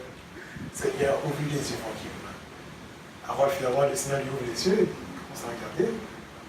Puis là, il voit une multitude d'armées, des chars de feu, des anges partout, et effectivement beaucoup plus nombreux que cette armée qui était venue contre ce seul lui. Donc, si tu vis une épreuve, sache que tu es protégé. Sache que c'est parce que Dieu le permet. Quand tu as déjà montré que c'est sa volonté, sois tranquille. Il faut juste appliquer toutes ces choses qu'on est en train de dire là, qu'on est en train de vivre ensemble. Donc, mais sur quoi j'aimerais me pencher sur la situation, Dieu a fini par faire grâce. Et finalement, le roi Pharaon a eu à discerner que c'était bien finalement sa femme et tout. Alors, il lui a redonné sa femme, en plus de lui donner aussi les biens qu'il lui avait donnés. Mais c'est la réaction d'Abraham après. Il est retourné à Canaan à nouveau. Parce qu'il avait compris que c'était là que Dieu le voulait. C'est-à-dire, c'est quand tu es dans une situation où tu peux vivre des conséquences par rapport à une décision qui est prise à cause d'une incertitude de la direction à prendre par rapport aux choses que Dieu a pu te dire. Quand le Seigneur t'éclaire, tu dois avoir l'humilité de retourner aux bases où le Seigneur t'avait dit d'être. Tu dois avoir l'humilité de retourner aux bases où le Seigneur t'avait dit au premier lieu. Parce que parfois, il peut arriver que oui, tu t'avances, mais tu t'es toute sincère, tu es vraiment sincère quand tu avances. Mais tu vis des conséquences. Alors, entre-temps, le Seigneur te dit, oh non, c'est pas ce chemin. Oh, ok. Tu ne dois pas t'entêter parce que tu aimes la chose, tu t'entêtes encore. Parce que là, après ça, ça deviendra un vrai châtiment. Mais quand le Seigneur est éclairé, tu dois avoir cette humilité de retourner dans les bases où le Seigneur t'avait mis. Même si c'est la famille qui t'attendait là-bas. Parce que Dieu a le pouvoir aussi même de la famille de te nourrir. Dieu n'est-il pas celui qui a nourri Élie par les corbeaux?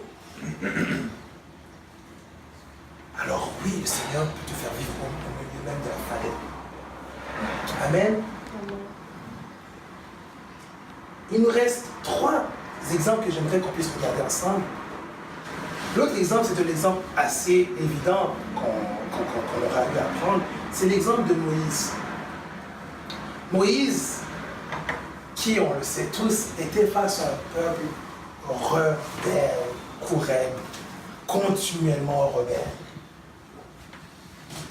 C'était... Je ne peux pas imaginer ce pauvre homme, tout ce qu'il a eu à vivre. La Bible dit que c'était un homme fort patient, plus que tous les hommes de la terre de son époque. Et c'est avec raison, parce que quand tu as près de 2 millions de personnes qui te suivent, rebelles, aïe, peut te changer en pile. Vraiment, ça va être très difficile. Mais regardez la réaction de Moïse dans la situation. À un moment, au départ, Moïse essayait bien de les exhorter. Pour leur dire non, ne péchez pas comme l'Éternel. Mais à un moment donné, il voyait bien que ça ne donnait rien. Alors ce que Moïse faisait. Quand ils arrivaient, je les amenais en Égypte pour mourir. Là-bas en Égypte, dans le désert pour mourir. Il répétait toujours les mêmes choses. Ce que Moïse faisait était quelque chose, un acte avec Aaron, un acte très symbolique qui va nous donner l'aiguille un peu, pas l'aiguille, mais l'indice sur ce qu'on veut voir maintenant. Il se mettait tout simplement à plat ventre, se prosterner. Vous savez ce que ça veut dire ça? Il y a une situation, on me demande raison par rapport à des choses que Dieu m'a envoyé faire. On veut chicurer avec moi, tout ce que tu as à faire, pour dire Seigneur, je te remets tout. C'est ce qu'on peut en tirer, c'est apprendre à s'attendre à l'Éternel. Pas faire nous-mêmes notre propre justice.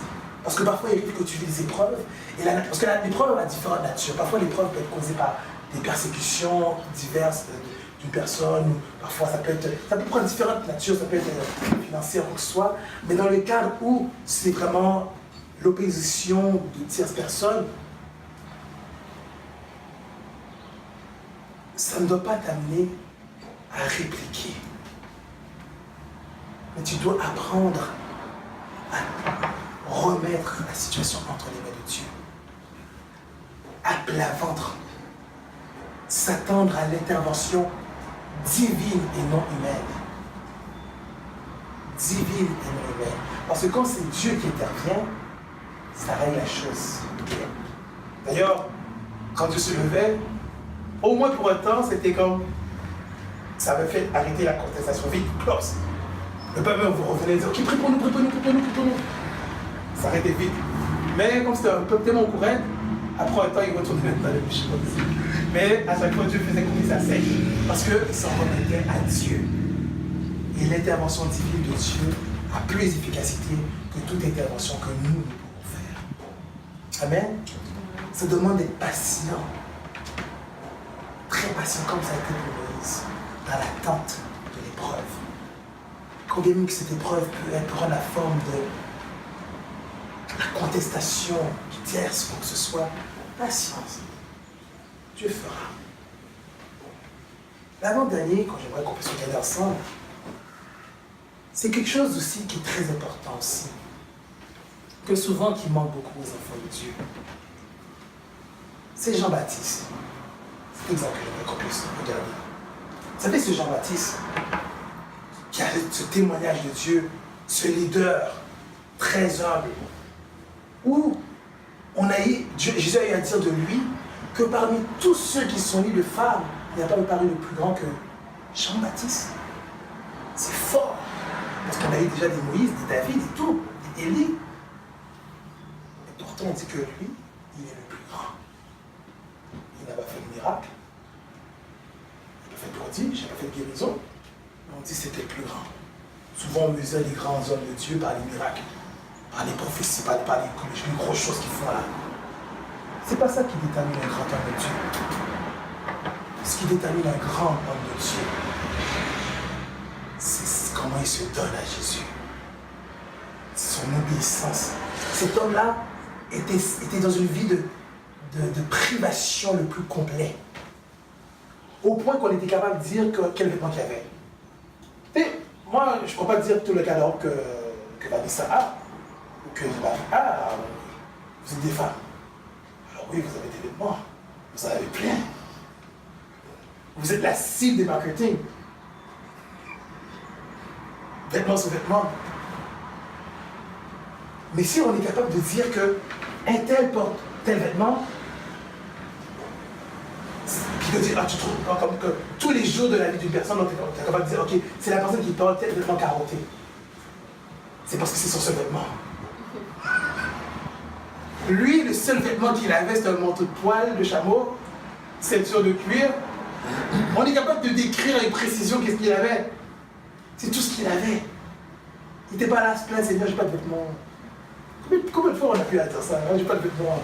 J'ai pas de vêtements. Mais pourtant, d'abord on dit ça parce que t'as ma femme qui a fait ça. Mais lui, on était capable de dire quel vêtement qu'il avait. Et encore plus, je ne suis pas capable de dire qu'est-ce que tu manges. Si je dis que, ok, Vanessa se nourrit de sushi. Alors, c'est que tous les jours, elle mange du sushi. Regardez, quand on parle du lion, les lions sont carnivores, ils mangent de la viande.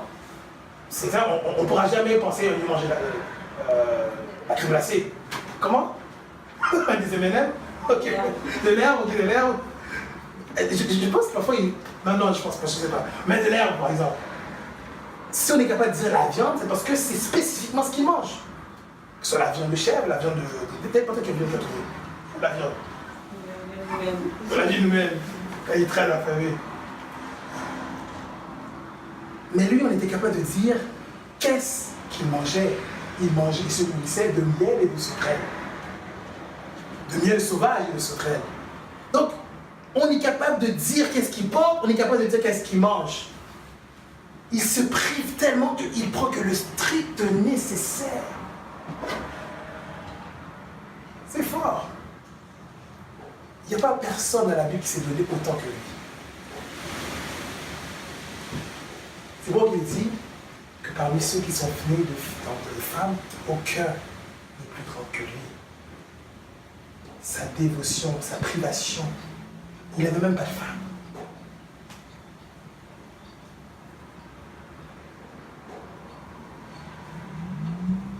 Totale privation pour son Dieu.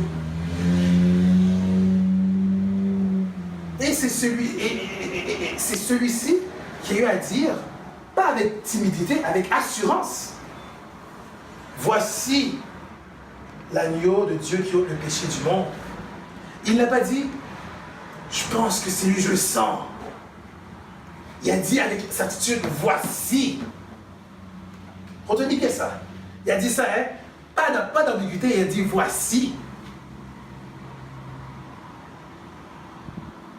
Quand sa mission était terminée, il a dit, il faut que je diminue, c'est que lui croisse. Encore une autre parole qui témoignait de la divinité de Jésus. On a fini par l'arrêter et le mettre en prison. Vous savez, le cachot est quelque chose de terrible. C'est vraiment difficile. Et les conditions de vie de la prison étaient beaucoup plus difficiles à l'époque que ceux d'aujourd'hui. Aujourd'hui, parfois on dit que les prisonniers sont même plus pires que nous. C'est terrible. C'est pour ça que ça ne leur dérange pas de faire d'autres crimes. Ils connaissent le système, ils ont été dans le bas-fond du système. C'est des blagues, le système de Canadiens. C'est des blagues. Si on les amenait à Porto Rico, je sais pas, des pays où vraiment on peut faire des choses difficiles sur les prisonniers. Haïti. Le problème, c'est que même la police est corrompue là-bas. Mais, bon, ça n'empêche pas que même en plus chez nous aussi, la police est corrompue, il y a de la corruption. Mais, les conditions de vie étaient très terribles. Souvent, les gens mouraient en prison comme ça. Tellement que c'était très exécrable, les conditions de vie. Et il était là, et les jours pesaient. Quand surtout les jours pèsent sur ton épreuve, là, c'est lourd. C'est lourd. Ça persiste, ça persiste. Le plus endurant des hommes, parfois même, peut finir par fléchir. Et il est arrivé, ton frère, Jean-Baptiste. C'est lui qui a dit, voici. Pas dit, je pense que c'est l'agneau de Dieu. Voici. Et voici qu'est-ce qu'il a eu à faire dans le poids de la durée des épreuves. Il a envoyé ses disciples pour aller voir Jésus pour dire, es-tu vraiment celui qu'on devait attendre? Celui de venir ou devons-nous en attendre un autre? Une parole qui laisse en voir le doute. Le doute sur quelque chose qu'il n'avait pas du tout. Parfois, l'épreuve peut t'amener à douter sur des choses, des affirmations que le Seigneur t'a données. Des choses qui étaient pourtant très claires. Il n'y avait aucune ambiguïté. Mais tu commences à douter à cause du poids de la fournaise. Lui, il n'a pas dit « je pense que c'est lui ». C'était réellement « voici ». Mais le Seigneur, plein de compassion, l'a répondu. Mais j'aimerais qu'on se penche sur quelque chose. Quand finalement les disciples vont le voir, ils disent cette parole de Jean, Jésus, à l'heure même, guérit des malades, des lépreux, des maladies, des soucis, ressuscite des morts et tout. Et là, il dit maintenant, envoyez dire à Jean-Baptiste, à Jean, que les aveugles voient, les sourds entendent et tout. On cite, la bonne nouvelle est prêchée. Heureux celui pour qui il ne sera pas une occasion de chute. Jésus n'a pas dit oui, c'est moi, Jean. Confiance. Il a donné ces paroles qui semblent pas si claires à la fois, mais pour le vrai croyant, c'est clair. Pour celui qui vit l'espérance, c'est clair. Parfois, Dieu fait exprès de te parler avec espérance. Parfois, Dieu fait exprès de ne pas te dire oui, c'est ça. Parfois, Dieu te dit oui d'une manière différente.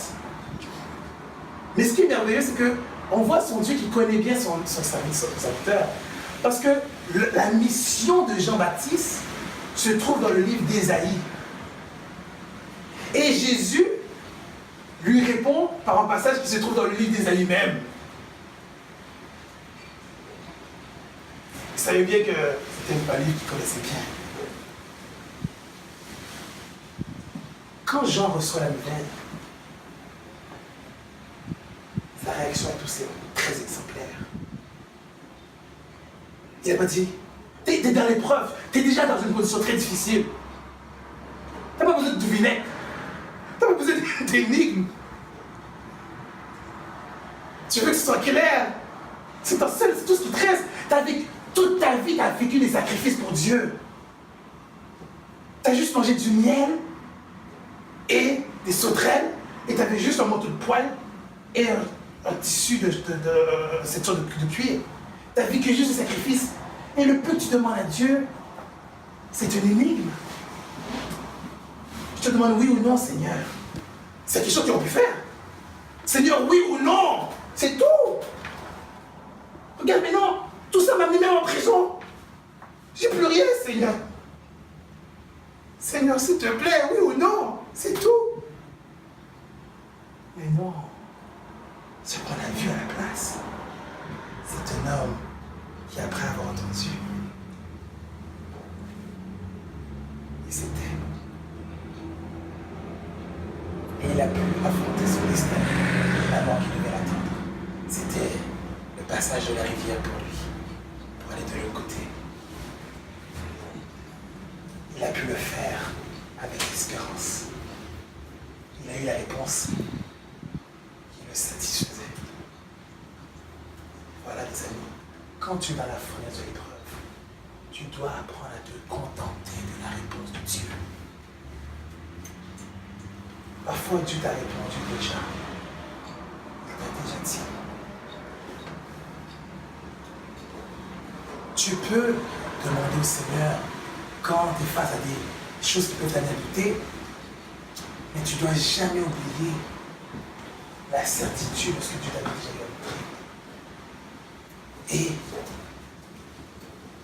quand le Seigneur vient à te répondre, même si c'est énigmatique, accepte la dimension dans laquelle Dieu te la présente. Accepte-la. Contente-toi de cette réponse. Ne tentez pas Dieu. Ne persiste pas dans une forme d'incrédulité quelconque.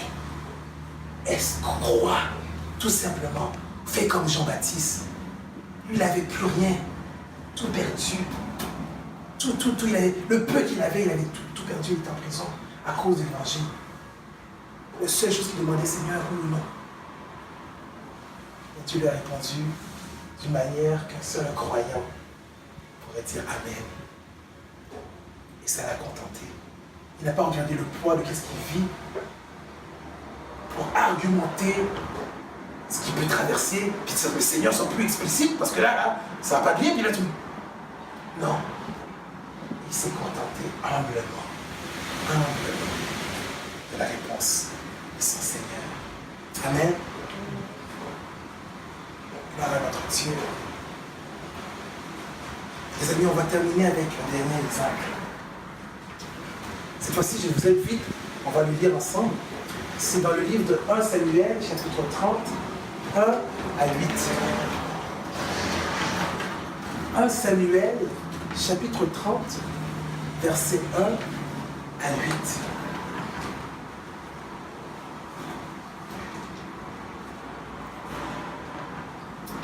« 1 Samuel, chapitre 30, versets 1 à 8. Cette histoire consiste David et les Amalécites. On va pouvoir voir cette histoire et en dénicher un peu certains comportements qu'on peut avoir dans l'épreuve. Un grand leader, David. Un leader hors pair, puisque d'ailleurs même le Messie, on l'appelle fils de David. Donc, on va pouvoir regarder ensemble cette histoire. Je lis au nom du Seigneur Jésus. Lorsque David arriva le 3e jour à Tsiklag, désolé, Tsiklag, avec ces gens, les Amalécites avaient fait une évasion dans le Midi à Tsiklag. Ils avaient détruit et brûlé Tsiklag. Après avoir fait prisonniers les femmes et tous ceux qui s'y trouvaient, petits et grands, ils n'avaient tué personne, mais ils avaient tout emmené et s'étaient remis en route. David et ses gens arrivèrent à la ville, et voici, elle était brûlée. Et leurs femmes, leurs fils et leurs filles étaient emmenés captifs. Alors, David et le peuple qui était avec lui élevèrent la voix et pleurèrent jusqu'à ce qu'ils n'eussent plus de force, plus la force de pleurer. Terrible. Les deux femmes de David avaient été emmenées, Achinoam de Jezreel et Abigail de Carmel, femme de Nabal. David fut dans une grande angoisse, car le peuple parlait de le lapider, parce que tous avaient de l'amertume dans l'âme, chacun à cause de ses fils et de ses filles. Mais David reprit courage en s'appuyant sur l'Éternel, son Dieu. Il dit au sacrificateur Abiatar, fils d'Achimélec, apporte-moi donc l'éphod. Abiatar apporta l'éphod à David, et David consulta l'Éternel en disant, poursuivrai-je cette troupe? L'atteindrai-je? L'Éternel lui répondit, poursuis, car tu atteindras et tu délivreras. Amen. Cette situation-là est bien particulière. David, qui avait dans ses troupes toutes sortes d'hommes, c'était un ramassis de toutes sortes d'hommes. Tu avais des bons, tu avais des mauvais qui étaient aussi avec lui. Et pourtant, il arrivait à permettre à tous ces hommes de travailler comme un seul cœur. Ça, c'est une des particularités d'un leader qu'on va pouvoir regarder la semaine prochaine. Qu'on va pouvoir se tirer là-dedans, une des vertus d'un leader. Mais David qui a été souvent de conquête en conquête, d'épreuve en épreuve, parce que jusqu'à présent, dans cette situation-là, David a eu d'épreuve en épreuve, il vivait en cabale. Il a dû, juste pour arrêter que Saül arrête de le poursuivre, se rendre dans le pays des Philistins, dans le camp ennemi, pour que ça cesse. Et là, quand il y avait un certain petit répit, voilà, on a capturé tout le monde, les enfants, les filles, les femmes, les biens et tout. David, comme ces gens, vivait chacun leur deuil. Le leader vivait son propre deuil de tout ça. Il avait des femmes aussi, il avait deux femmes. Lui aussi avait des pères dans tout ça. Les autres aussi. Chacun vivait ses épreuves. Et le leader et les troupes.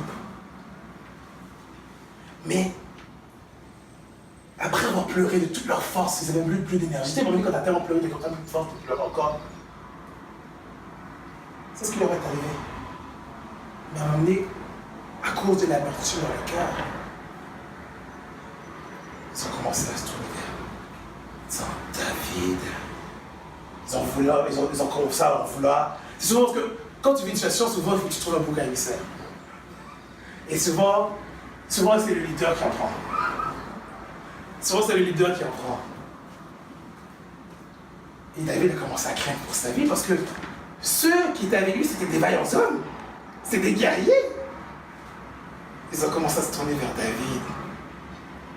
À cause de l'amertume de leur cœur.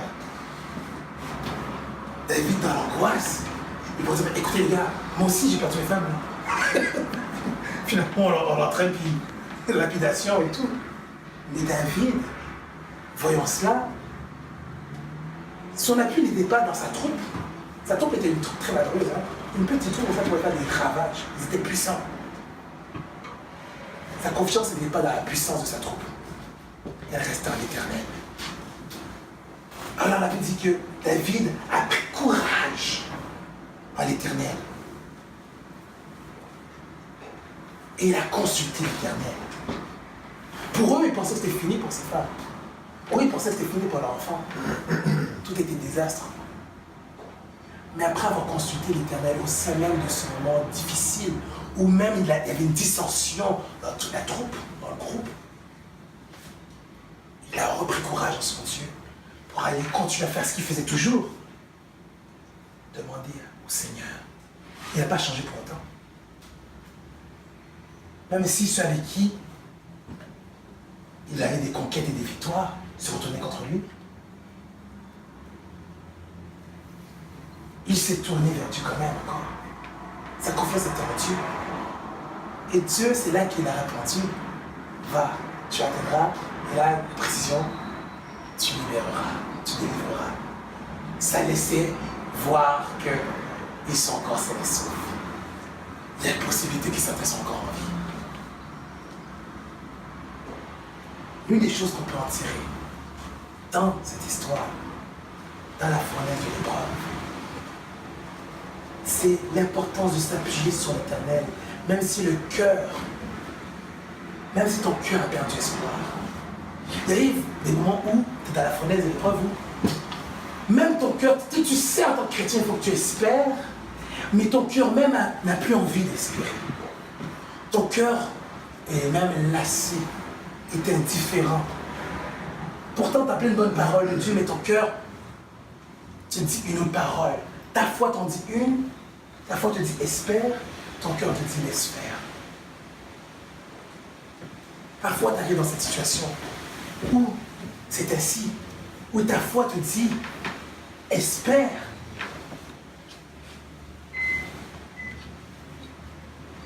Mais ta foi, elle te dit laisse faire. Qui écouter? Tu vois que quand tu vis une épreuve, c'est pas ton cœur qui doit être ta référence. Même si ton cœur est dans une mélancolie, désespérance totale, là, tu ne dois pas vivre les émotions de ton cœur. Tu ne dois pas vivre le rythme de ton cœur. Tu ne dois pas vivre ce que ton cœur vit. Vie d'espérance. Vie de confiance en Dieu. Prends ton courage. Même si ton cœur ne veut plus. Même si ton cœur a dit que ça ne vaut plus la peine. Écoute la voix de l'espérance de ta foi. Elle ne te trompera pas. Ton cœur peut te tromper. Ton cœur peut te tromper. Mais ta foi, bien éprouvée, hein, comme on l'a vu dans ces enseignements, elle ne te trompera jamais. Parce que la vérité triomphera toujours. Tôt ou tard. Alors tout comme David, dans la fournaise de l'épreuve de la situation, n'écoute pas ton cœur qui vit sa réalité au sein de l'épreuve. Écoute plutôt le doux murmure de ta foi. Parce que parfois ta foi est comme un tout doux murmure, à peine perceptible. Tellement ton cœur crie de douleur. Et le cri de ton cœur semble même étouffer la voix de la foi. Comme le dit un chant, fais silence en ton cœur. Pour que tu puisses entendre la voix de ton Seigneur. Comme le chant qu'on a chanté juste avant de commencer. Si je me tais, oh j'apprendrai à écouter la voix du bon berger. Quand je l'entends, oui je comprends qu'il a payé pour ma liberté. Quand je t'ouvre mon cœur, je te vois, Seigneur. Quand je t'ouvre mon cœur, je t'entends me parler. Et ta loi dans mon cœur toujours demeure. Et ta vie à chaque heure coule comme un torrent. Amen. Donc, c'est ton cœur qui bouche. N'écoute pas la voix. Si ton cœur crie scandale. Souvent, quand on voit les deuils haïtiens, c'est très scandale. Oh ouais! On voit le cœur faire la même chose. Oh ouais! Tellement fort scandale qu'on ne peut même pas entendre la voix de Dieu.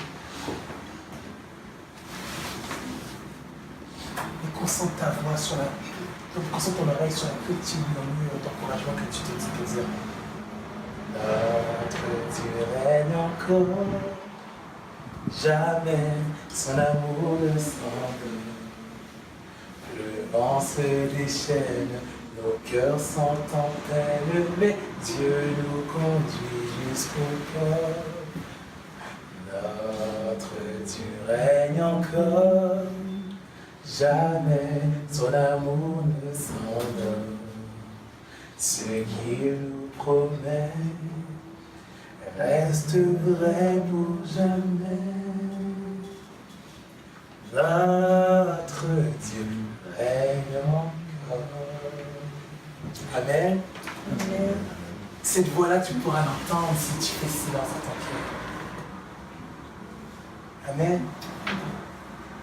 Alors sur ce, les amis, après cette nuée de témoins, cette nuée d'exemples que nous avons, nous savons quelle attitude avoir dans les temps d'épreuve. Hein? Nous avons appris que le chrétien, sa foi, son caractère se forge même dans la tribulation. La tribulation fait partie de notre lot. Et pour autant, est-ce qu'on va être désespéré? Non. Nous savons maintenant comment faire. Voici comment un ouvrier doit vivre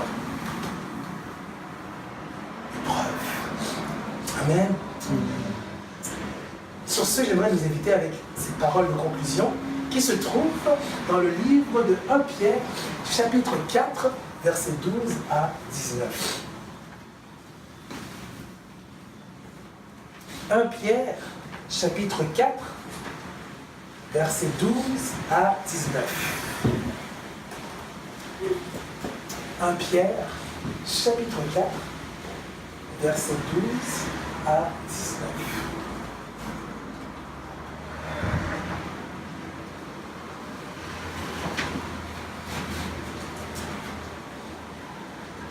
Pierre, chapitre 4, 12 à 19.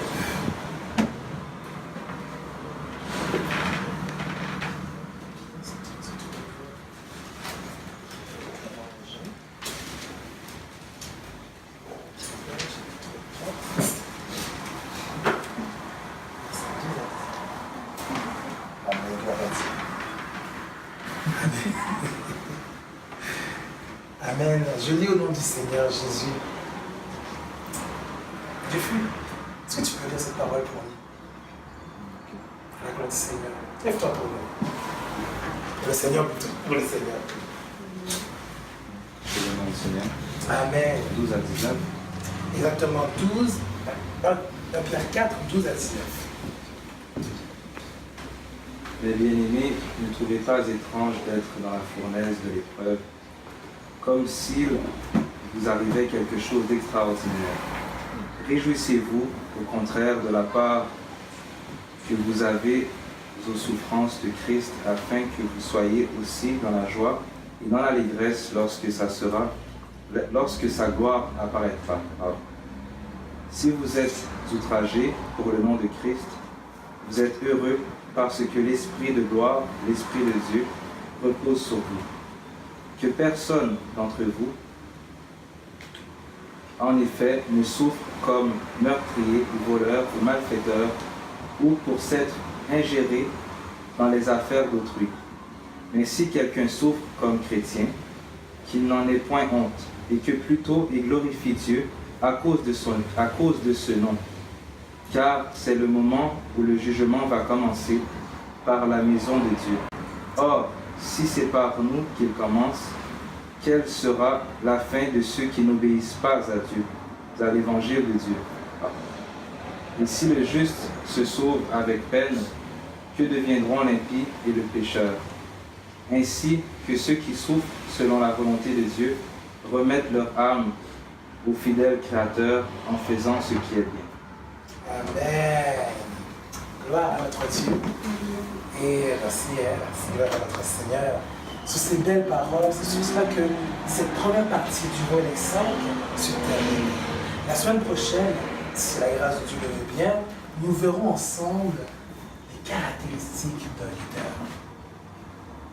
Et c'est un message qui est pertinent, même pour nous. Même si nous ne disons pas, je ne suis pas leader, ça ne me concerne pas. Non. Vous êtes des piliers, Dieu l'a dit, vous êtes des leaders, vous êtes appelés à de grandes choses. Vous devez donc connaître quelles sont les caractéristiques du vrai leader selon Dieu. Amen.